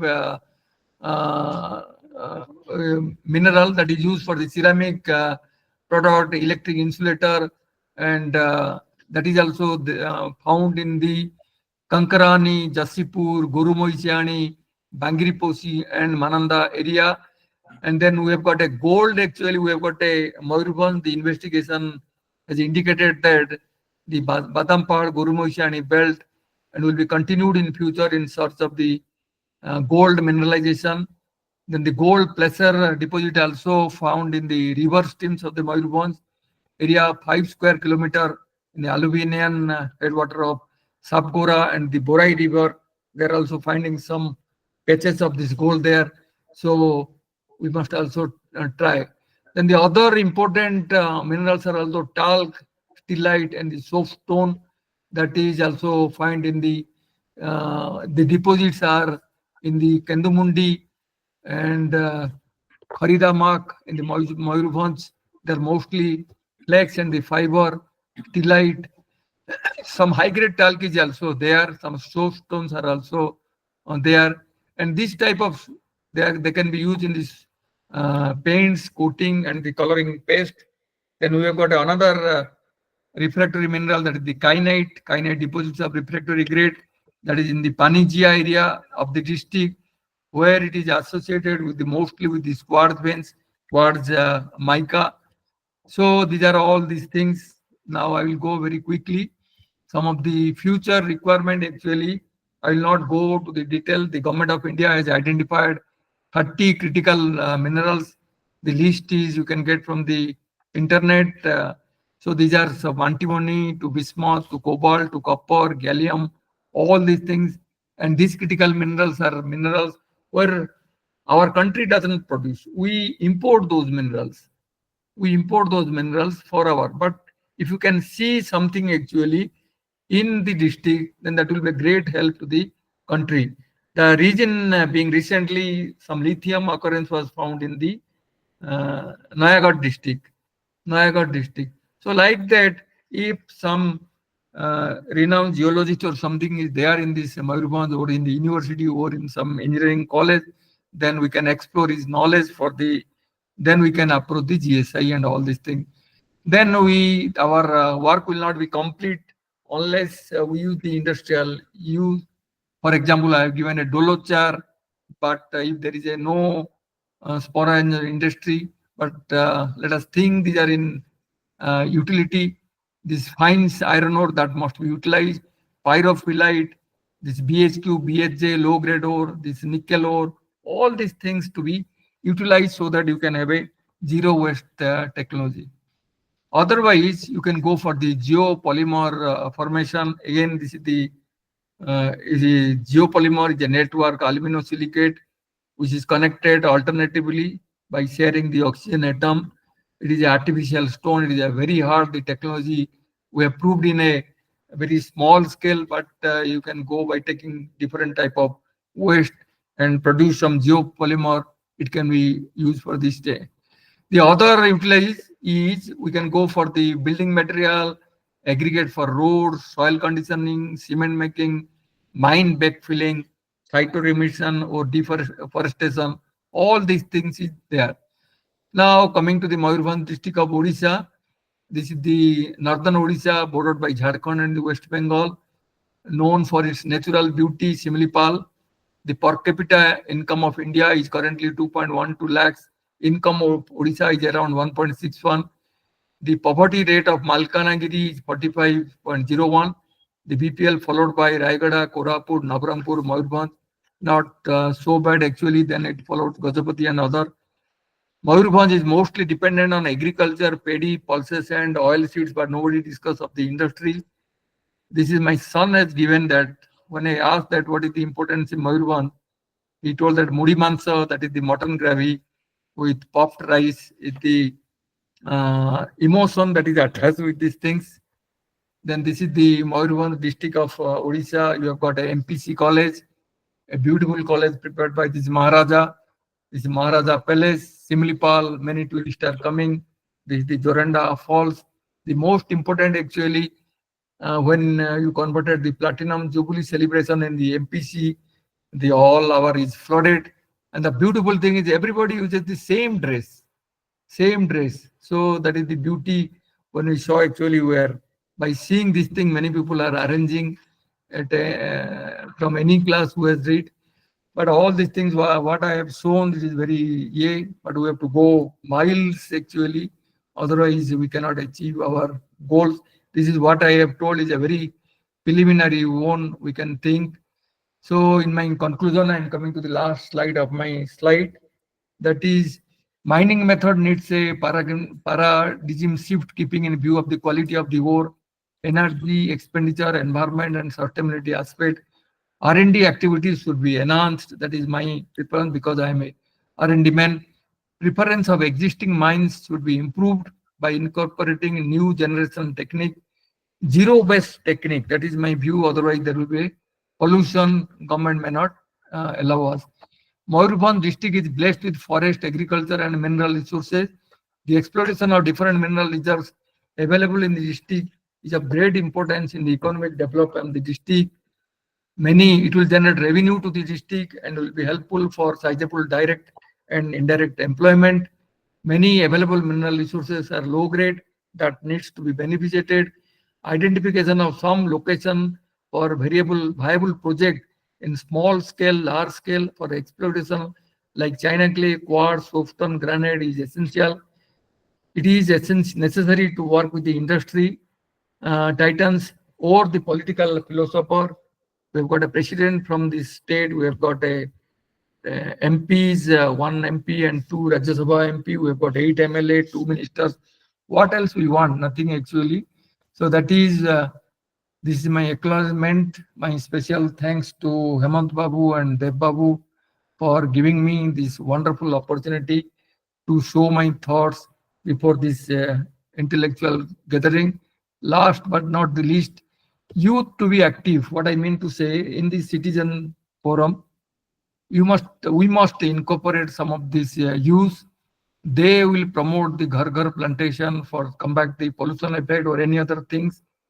Will be an impact. They will be the impact maker, and let us be kind to ourselves and help those who are in trouble. So thank you, namaskar. So Ek Mayurbhanj and Best Mayurbhanj, that should be. I've given my address and my mail address is also there. Thank you very much for your listening. Thank you. Thank you, sir. Thank you. May I now request Professor Amitav Nandi to please come up and share his views. Sir, are you available?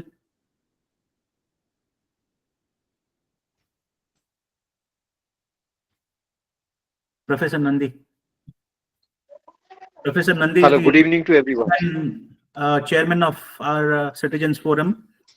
He is a doctor by profession and resides in Calcutta. So please welcome Dr. Nandi. Thank you, Deb, and good evening to everyone.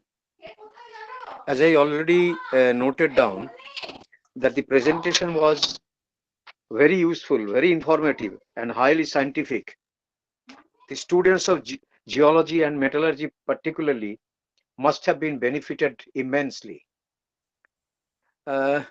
Few things my observation is, sorry, that Mayurbhanj, as it holds the International Biosphere Reserve in Simlipal, and we have already done a lot of work in preservation of the forest and prevent deforestation.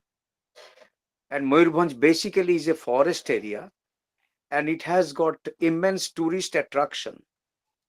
Now, question of industrialization of Mayurbhanj in this particular area of utilizing minerals and this thing, that means you have to go for mining and establish industrial units. Now, question is whether Dr. Das has elaborately explained the geographical locations of different minerals in different districts, including Mayurbhanj of Orissa, and he has also explained things presented things in the entire country. It was very nice. It was highly informative.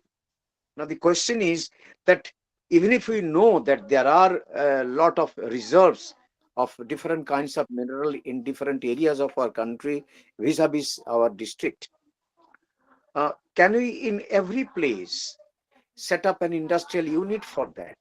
There are two issues. Number one is, as I feel, and you will agree with me, that whatever mineral deposits are there, the first point is we have to look whether that is commercially viable or not. We have seen a lot of areas having different kinds of deposits, but they are not commercially viable, and so there was no mining in those cases because of the commercial inviability. Now, so we have to decide on these, and Dr. Das is the best person to guide us, whether us means ourselves as well as the government, that whether in Mayurbhanj, whatever quantity of deposits are there, whether they are mineable or not, number one, and whether industry-wise, whether they are commercially viable or not. And if there are certain commercial viable mines or deposits are there, then we have to go into the details of whether we can do mining in that particular place, particularly when you see the Simlipal area, Simlipal forest range. Even if there are large deposits, I don't think we can go for mining in those areas. So this is one thing I would like to share with everyone, and looking into keeping in mind all these limitations and all these informations what Dr. Das has provided to us. Now we have to find out, basically today's webinar was aimed at gaining some information and suggestions from Dr. Das, whether we can establish small or medium or large industry in Mayurbhanj, taking into consideration all those issues which I have described. Now, I would request Dr. Das to tell us, maybe not now, maybe later on we can open up a dialogue with Dr. Das, and we can know from him how far it is feasible and possible to establish industrial units in Mayurbhanj district, looking into all those issues. Thank you very much. And one more thing, one more issue. I would like to request Dr. Das, if he agrees, and Dr. Dev, I would like to ask Dr. Das to share his presentation, because it's a wonderful presentation and very informative. For our CFPO archive, we can preserve all the presentations in all the series of webinars what we have been doing, that because that is, it's a kind of a documentation which CFPO must develop and initiate, that kind of documentation for our future references, for sharing with students and whosoever needs. Okay, thank you. Okay, I will share. No problem actually, but actually, in my view, actually, if the development will come if there will be some industrialization in the area.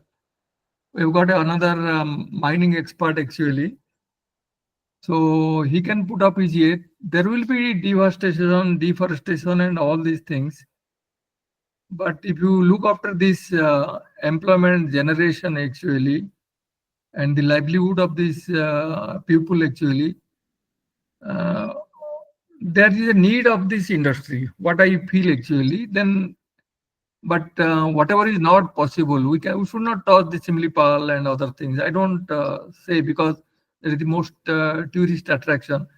But what the existing is there, if it has stopped actually, then we should revive it. That is my personal opinion. Now, Dr. Das, let me tell you, my view is, can we afford to have imbalance or lose the balance of ecology and environment with industrialization and human development? That's a very tricky and critical issue, and we have to look everything in terms of our social and community development, keeping the environment very healthy and human friendly. Oh yeah, I have gone to say Badbil area where I had worked as a consultant in malaria control in the Badbil mining area, and I have seen how they have gone a kind of a large scale devastation of the nature. Huge craters were created, Yeah. large, huge craters were created by taking out the entire hilltops, entire hills. Because in Barbil area, the soil itself is full of iron. Wherever you touch the soil, that is full of iron. You don't have to go down is below the earth crust. In the superficial area, there are iron ores. So, but the end result is definitely we did go for industrialization, employment generation, everything was done. But at the end, we have devastated the area ecologically and environmentally. And the outcome of this is not that we are going to feel it right now today. Its far-reaching effect is expected. In terms of mosquito-borne diseases, in terms of different other, say, ecological and environmental gaseous balance, all these issues. So, say development, what all I the feel things. that development, human social development means you have to balance everything. But on top of Agreed. everything, the human well-being should occupy the highest priority. Yes, thank you. I You request Sri Jagdish Mishra to please unmute himself.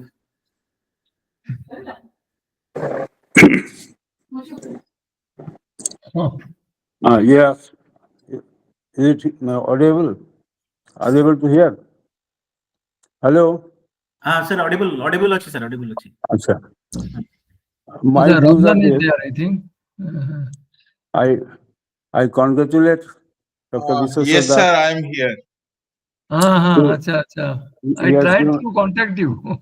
yes, I will meet Okay, sir. someday other. There are a lot of complications and there are a lot of solutions we can discuss when we will meet together. Okay. And basically, whatever I am feeling, the two mining areas are now in the working condition, the Gurmasi and Badampar. And these two areas, they are almost getting exhausted because these are having history of almost 1 year, 100 years, more than 100 years working. So you all know that mining assets are depleting assets, and then someday it will be exhausted. And we are taking a lot of steps to get these benefits and other processes according to our own capability. We are doing it, and whatever we are following, some of your suggestions is already to win this ore from your overburden and BHQ and all that we are doing, BMQ. So that I will explain you when we will meet in person, and I will explain you what to be done and what we are going to do in the next year system. Nowadays, a lot of new technologies are also coming up. but it is not yet properly confirmed. So we have to see how we can do better. And there is no big deposits in Mayurbhanj nowadays. Big deposits to run a big steel plant. So we have to think that small deposits, if we can work out, and if government is liberal to give the leases, then one can try. But there is a lot of complication in getting this permission from government to start a small scale projects. So that we have to see what best we can do later on. This is the position. So whatever suggestion is there, we must go to see whether it is commercial viable or not. So that we have to work out. And we are experimenting a lot of things commercially and viability also we are watching. So I will explain when we meet in person or we'll get time to express my views. Thank you. Debabu. Sir professor Nandi जो कथाटा कहले ecological imbalance कथा सेटा आपण तो एते दिन हेलानी काम करछन sir आपण what is your opinion on that সেগুলো পাই আমি প্লান্টেশন করছি সাফিসিয়েন্ট প্লান্টেশন আমি সাইড বাই সাইড করে যাচ্ছু এবং তারপরে সেপারেট আমার নার্সারি ଅଛି ସବୁ আমি আরেঞ্জমেন্ট করছি কিন্তু অল দি ওয়ে যেতবেলে আপন কোনসি মাইনিং করিবে তো automatically there will be some destruction and how to meet that Bordville sector is a different issue. Our sector is also having a different issue. So we can work out how best we can do. And we are already taking interest in developing this plantation and all that we are taking. So that at least the greenery should be maintained. This is the thing. As regarding the health and other conditions, as well, one has to take care, that is the thing. If anything more is needed, this is not a small subject, we can discuss in detail. And later on,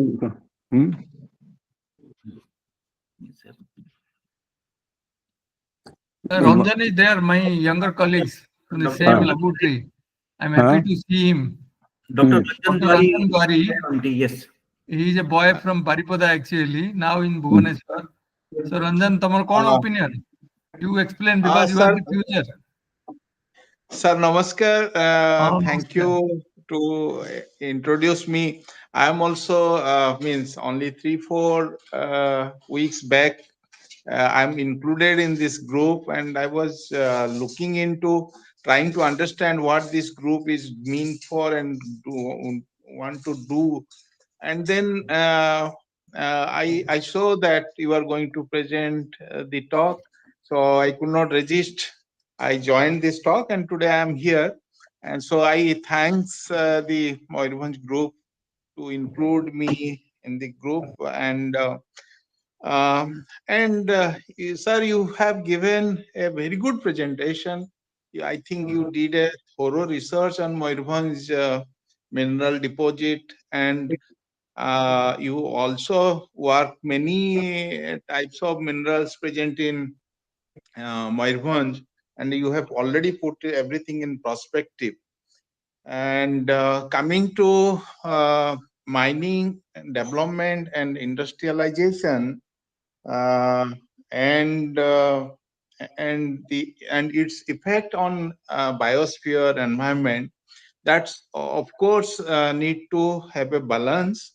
But current mining or the government regulation does not allow the devastation to be occurred, because I have visited many mines like in Lohardaga area. They have bauxite mining, but also these, after taking out the bauxite, they reclaim the land, they do the vegetation properly, so that, and also that land is going back to the locals. So that kind of strategy can be taken care in Mayurbhanj area as well. And to come to mining and mineral development, there are huge opportunities available in Mayurbhanj itself. Quartz is very high grade, around 99% quartz also available. And talc is recent, means quite sometimes they are getting it from, I think, Kaptipada area, and they are doing grinding, and then they are selling as a product. I do not have the details, but I think the communication circuit, they have one in near Bombay Chakka. But these are very small entrepreneuring things happening in Mayurbhanj, not in a large scale. And just last summer I visited this. My village is near to this copper deposit, what sir has mentioned. And recently, this GSI has taken up again the exploration, and the exploration what they have, I think in G2 level or something, and what they are projecting, it's a huge copper deposit. It's some million tons of copper deposit in GSI in that near to that Mundhakoda Mauja. And they have also tested because GSI has a close government to government close tie with Indian Bureau of Mines. So they have tested it, and it is in a economical level. It is possible to upgrade some. They are doing the underground drilling and the exploration. Sometimes they found high grade also 4 to 5%. So these are all not some literature also came up through GSI published recently, and some of things may come up in future, but that is going to be a huge prospect for copper resource in India. So that is one of the things what I can share at the moment, but more the GSI can give more perspective into the present situation. And also last time when they visited for MOU with IMMT, and I have some discussion on that particular block, and they say some lease, they are also looking for some lease, but some of the critical deposits are within forest reserve. So then that is a question how to lease it and all, and getting environment clearance and all those things. So those things are also there. So I think in future something will come up, but I feel the value addition to the resources is very important, and keeping the biosphere intact, environment intact. I think development is possible. In my view, in Western countries also, the mining and development is happening, and also they are keeping the biosphere intact. So I feel it is possible to do it, and Mayurbhanj also should go for it, and industries should come forward. And yes, and IMMT is well equipped, and sir has served so many years, from in IMT, and developed so many processes for mineral processing. And over the years, and IMT also matured enough, and has the capability and capacity and the infrastructure intact. Any industry is interested, and IMT is means looking forward to help, assist, and the development. Yeah. Hey, Thank you. Ranjan, you help first. You associated, you help these people so that some mineral industry will come up in this industry. Then there Sure, will sir. be a large Sure, sir. interaction. Sure, sir. So that is what after seeing you, I became happy.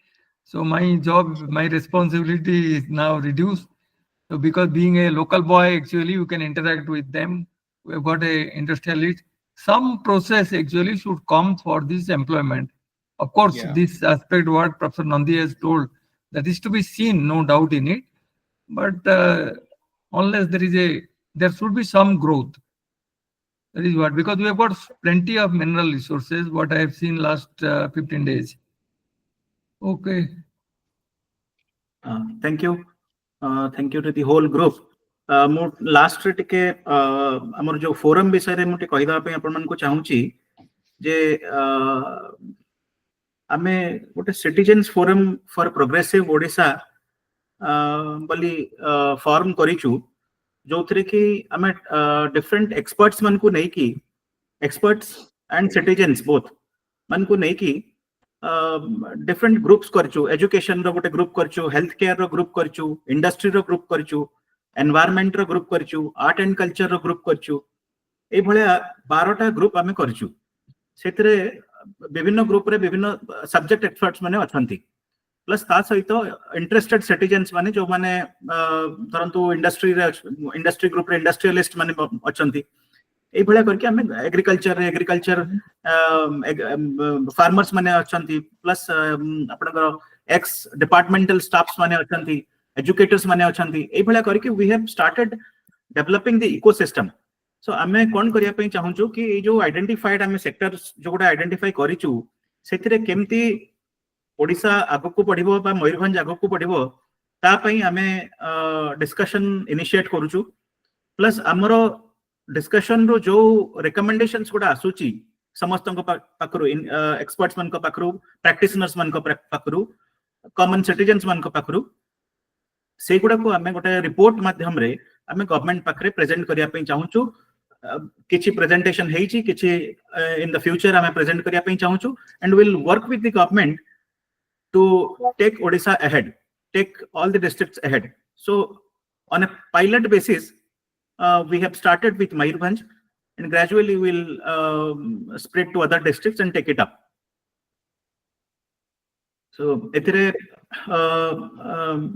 आज खुशी लगला doctor द्वारी हम संगरे अछंती सी मयूरभंज रो he belongs to Mayurbhanj. So hopefully if he permits we'll include him into the industry group and we'll see how we can take it forward. Thank you Dr. Das for the nice presentation and thank you Sri Jagdish Misra sir, to Sri Amitav Nandi sir and all others. Probably we can take up one question because one of our members Chandrachud is waiting with his question. One question please, Chandrachud.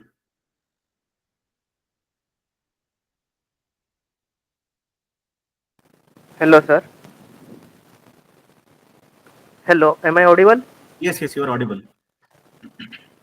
So Vishweswar sir, my first question will be, do we need more modern survey in Mayurbhanj for more discovery of minerals? Do we need more modern survey?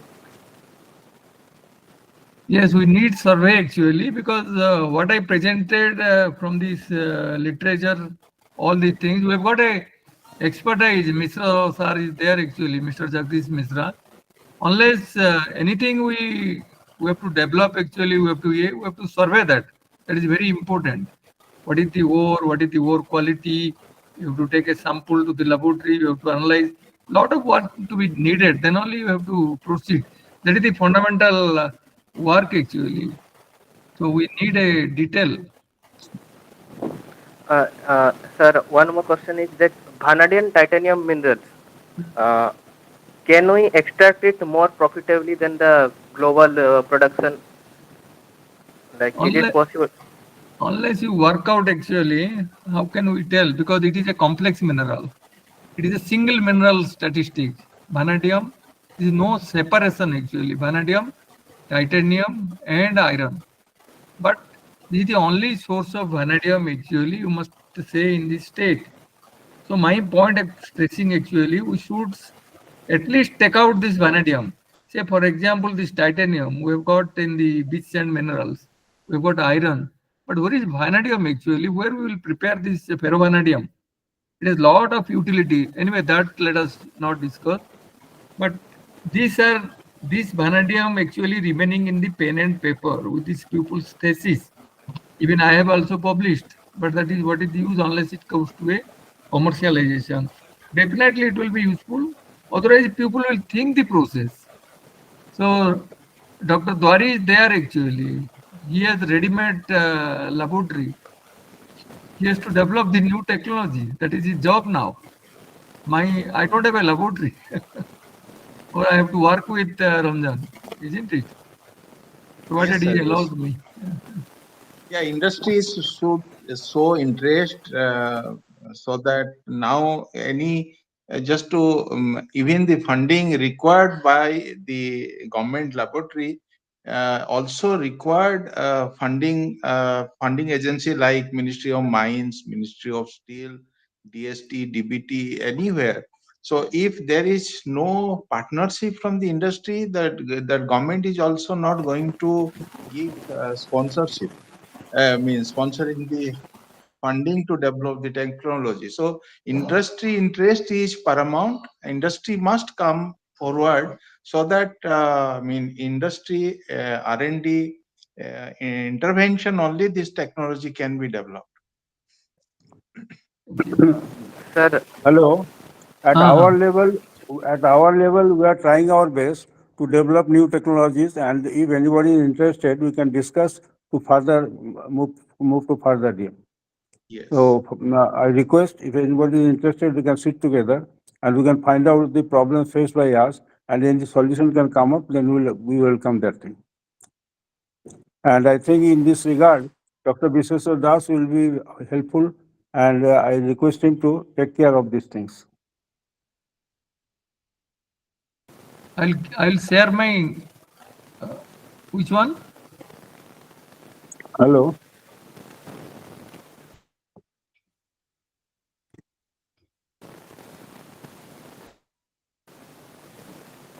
Okay, we'll do that. Huh? So, Debabu, you form a small committee and then have a preliminary discussion among your EC member. Ranjan is there. He is frequently visiting to Baripada. Actually, he is Baripada town actually. So then you can find out. Actually, he also always talks of Baripada during my service career. So you can have a small team, then find out. Then once you meet, actually, a lot of ideas will come. Then once you call me, I'm ready there. Actually, I'm a free man. Only thing is I don't have a lab. So No, I'm we are having lab facilities, sir. So okay. in our plant at Jamshedpur also we are having a lot of facilities. So we can share those things. Then we can sir, visit. No problem. one more last question. Sir, do you have any idea of how much investment and infrastructure do you need to extract this vanadium titanium? Approximate idea. I don't have. Investment. Ranjan, do you have any idea? Because we No, are. No, this particular topic I also have not worked. No, I didn't work actually. At the moment I cannot also tell. We didn't work actually. This was complete solution. But this is a metallurgical One has problem. to go two way. One is by metallurgy.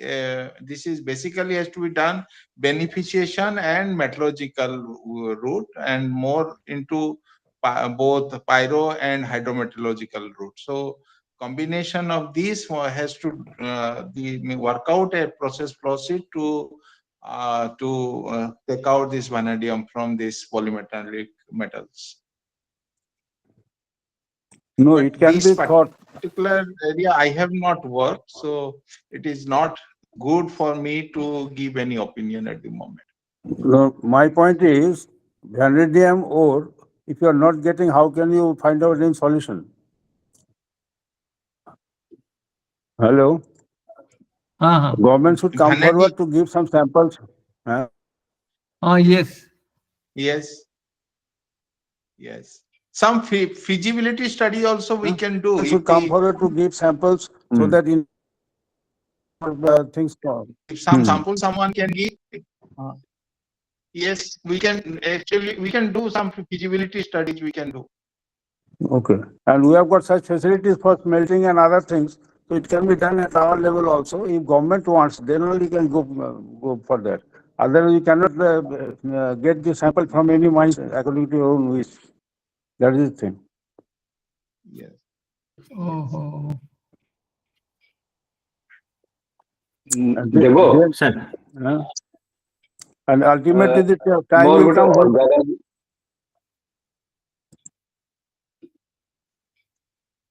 And once you have your own mines, then you can work more to develop the things. But you have no mines, then how can you work that way?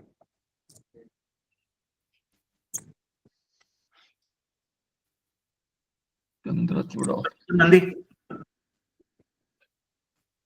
ଦେବବାବୁ Again. ଦେବବାବୁ Again. ଗଭର୍ଣ୍ଣମେଣ୍ଟର ଯୋଉ policy ଅଛି ଯଦି small mines ଗୁଡାକୁ ସେମାନେ ଯଦି lease out ନ କରିବେ ତାହେଲେ development କେହି କିଛି କରିପାରିବେନି। ଧରନ୍ତୁ ଆପଣ ନିଜେ କରନ୍ତୁ କି କାହାକୁ ଦେଇକି କରନ୍ତୁ, ସେ ସ୍କୋପଟା ଆଗେ ଦରକାର। ସେ ସ୍କୋପଟା ନ ଆସିଲେ କିଛି କରିହେବନି। Again. ଆମେ ଯେମିତି ଆମ ଲେଭେଲରେ ଚେଷ୍ଟା କରୁଛୁ, ନାନା ରକମ ଭାବେ କରୁଛୁ ଯେ ଟାଇଲ୍ କେମିତି ଇମ୍ପ୍ରୁଭମେଣ୍ଟ ହବ, ମିନେରାଲକୁ ବେସ୍ କରିକି ଆମେ କେମିତି କରିପାରିବା, ସେ ଆମ ଲେଭେଲରେ ଆମେ କରୁଛୁ। କିନ୍ତୁ ଏଇଟା ଗଭର୍ଣ୍ଣମେଣ୍ଟର ବି ଇଏ ଦରକାର ଯେ କେମିତି କରାଯିବ ସେଗୁଡ଼ାକୁ। ଆଉ ଫାଷ୍ଟ ସବୁ ଲିଷ୍ଟ ତ ବନ୍ଦ ହେଇଯାଇଛି, ଲିଷ୍ଟ ତ କିଛି ନାହିଁ ଅଲମୋଷ୍ଟ, ଏବଂ ସେଗୁଡ଼ାକୁ କେମିତି ରିଭାଇଭ୍ କରିହେବ ସେଟା ଆଗେ ଜାଣିବା ଦରକାର। Again. ଆମର ଯୋଉ ମାଇନିଂ ଲିଷ୍ଟ ହେଲା, ସିରାମିକ ଯୋଉଗୁଡ଼ା ଇଏ ଅଛି, ସିରାମିକ ଆମେ ବାଧ୍ୟ ହେଇକି ଅଲ୍ଟରନେଟିଭ୍ ପ୍ରଡକ୍ଟ ବାହାର କରୁଛୁ। ଫର୍ଚୁନେଟଲି ଆମର we have found out some solutions also. ଏଇ ଭାବରେ ଆମେ କେମିତି ଫୁଏଲ କଷ୍ଟ କମାଇବୁ, କେମିତି ଆପଣଙ୍କ ର ମେଟେରିଆଲ କଷ୍ଟ କମାଇବୁ, ତାର ବି କାମ ହେଉଛି। ଏବଂ ସେଗୁଡ଼ାକୁ ଯଦି ମିଶିକରି ଆମେ କରିବା, ଯଦି somebody is seriously interested, then we can also join hand with them. Sir, if our Citizens Forum and IIMT together can send a memorandum to the ministry or to the officials, probably they'll take it up seriously. So is that a possibility, sir? Vishwesar sir, Ranjan Dwari sir? हाँ कौन ला IMMT? नहीं, हमें जदि IIMT और Citizens Forum गोटे jointly memorandum दबा जे ए भलिया possibility अछि मयूरभंज रे आउ सेगुडा को टिके ताको government should look into it बा इनिशियल इन्वेस्टिगेशन ता दरकार सेटा जति से माने करबा पई इंटरेस्टेड होनते सर्वे तबे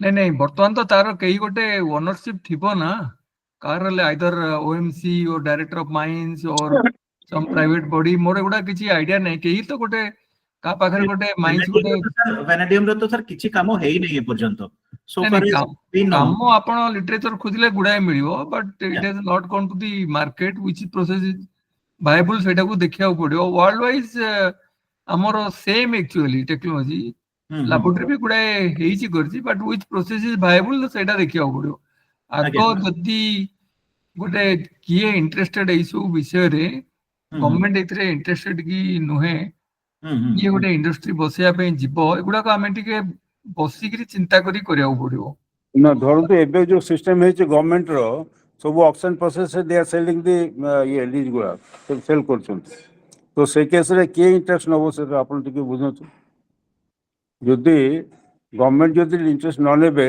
for the development of new product और न्यू टेक्नोलॉजी ताले आपण केबे भी आसीबनी आमे आम लेवल रे आम इंडस्ट्री पे आमे चेष्टा करछु न्यू टेक्नोलॉजी कोठो आसबो कोन होबो आम लेवल चेष्टा करछु कि for the common people for the small scale sector nobody is interested how we can generate that interest that is to be seen.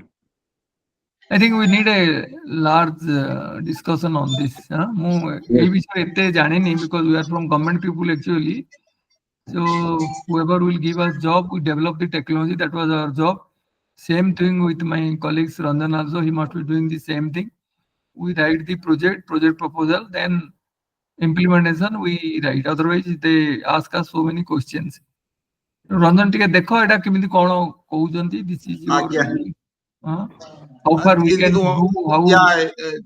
how we can some people will be associated how the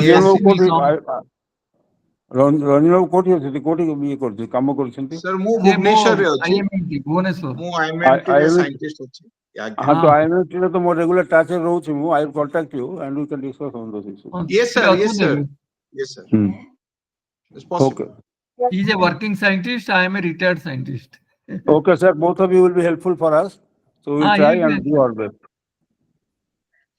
okay then once Ranjan will take up something then I can collaborate with him my idea yes sir I will be in touch with you because this is also for me also means I was for the first time I also came to know about this particular polymetallic thing so ठीक अछि आस्ते आस्ते करबो yes not a problem ଗୋଟେ ଦିନରେ ତ ଏଟା ହେଇପାରିବନି ନା। This is a mineral based industry, it takes lot of time. Yeah. Jagdish ବାବୁ ତ ବହୁତ ଏକ୍ସପିରିଏନ୍ସ ଏ ଭିତରେ, ଜାଣିଥିବେ କରିଥିବେ ସୁବିଧା ଅସୁବିଧା। But let us go ahead in a positive mind, that is very very important. Yes. ସେଇଟା, this is the only source actually, vanadium bearing titanium magnetite ore. Nowhere it is there. This is the good grade.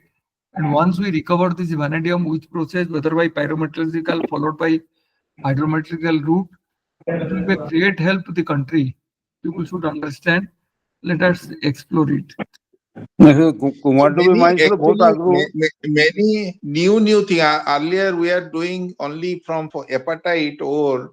Only we are trying to upgrade hepatite to phosphate to high grade phosphate for generation for fertilizer industry. Now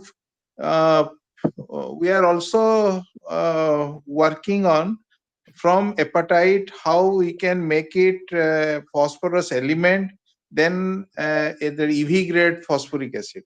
So we are also thinking in that line. So these are the depends on the requirements actually. We venture into new area or new dimensions, a new domain area. So we can positively, I can feel that yeah, there are possibility. Once we'll do it in the lab, then only we'll come to know how far it is possible. Without doing, it is not possible to tell. Okay, but yeah, I look positively forward. If there is a Babu, possibility to, Again. we can do. ଆପଣମାନେ କେବେ ଭୁବନେଶ୍ୱର ଆସିଲେ Again. କୋଉଠି IMT ହଉ କିମ୍ବା ଆଉ କୌଣସି ଜାଗାରେ ହଉ ଆମେ ବସିକି ଆମର ଅଫିସରେ ବସିକି ଆମେ ଡିସ୍କସ୍ କରିପାରିବା। Sir, ଆମେ ଯେ କଣ କଣ ଫେବ୍ରୁଆରୀ ମନ୍ଥରେ ଆମର ସିଟିଜେନ୍ସ ଫୋରମ ର ଗୋଟେ ମିଟିଂ ଆମେ ଭୁବନେଶ୍ୱରରେ ରଖିଛୁ ସାର୍। ଆଚ୍ଛା କେଉ ସେଇଥିରେ ଏଟାକୁ ଇନକ୍ଲୁଡ କରିଦବା sir, so that that can be done। ଆଜ୍ଞା ଆଜ୍ଞା ଆଜ୍ଞା କେତେ ତାରିଖ ଅଛି ସେଟା? ସେଇଟା that depends on Professor Nandi's program to Bhubaneswar. Probably he ମତେ will ଜଣେଇଲେ ଆଜ୍ଞା ମୁଁ ସେଇ ହିସାବରେ ପ୍ରୋଗ୍ରାମ କରିକି ଚେଷ୍ଟା କରିବି କେମିତି ଆମେ ବସିବା। ଠିକ ଅଛି sir, ଠିକ ଅଛି Okay. again. So today's meeting would not have been possible without the initiation by again sorry to interrupt you. ଦେବ ଗୋଟେ କାମ କର, ଆଜି ମିଟିଂ ଟା ଏତେ ବଢିଆ ହେଇଛି, ଯେତେ ପାର୍ଟିସିପେଣ୍ଟ ହେନ୍ସଫର୍ଥ ଆଜି ଏବଂ ହେନ୍ସଫର୍ଥ এই ମିଟିଂ ଟାକୁ ଡକୁମେଣ୍ଟେସନ ପାଇଁ ଯେ ସବୁ ପାର୍ଟିସିପେଣ୍ଟ ମାନଙ୍କର ଆଫିଲିଏସନ ନା ଆଉ ମୋବାଇଲ ଟେଲିଫୋନ ନମ୍ବର এইটা তুমি ରଖ।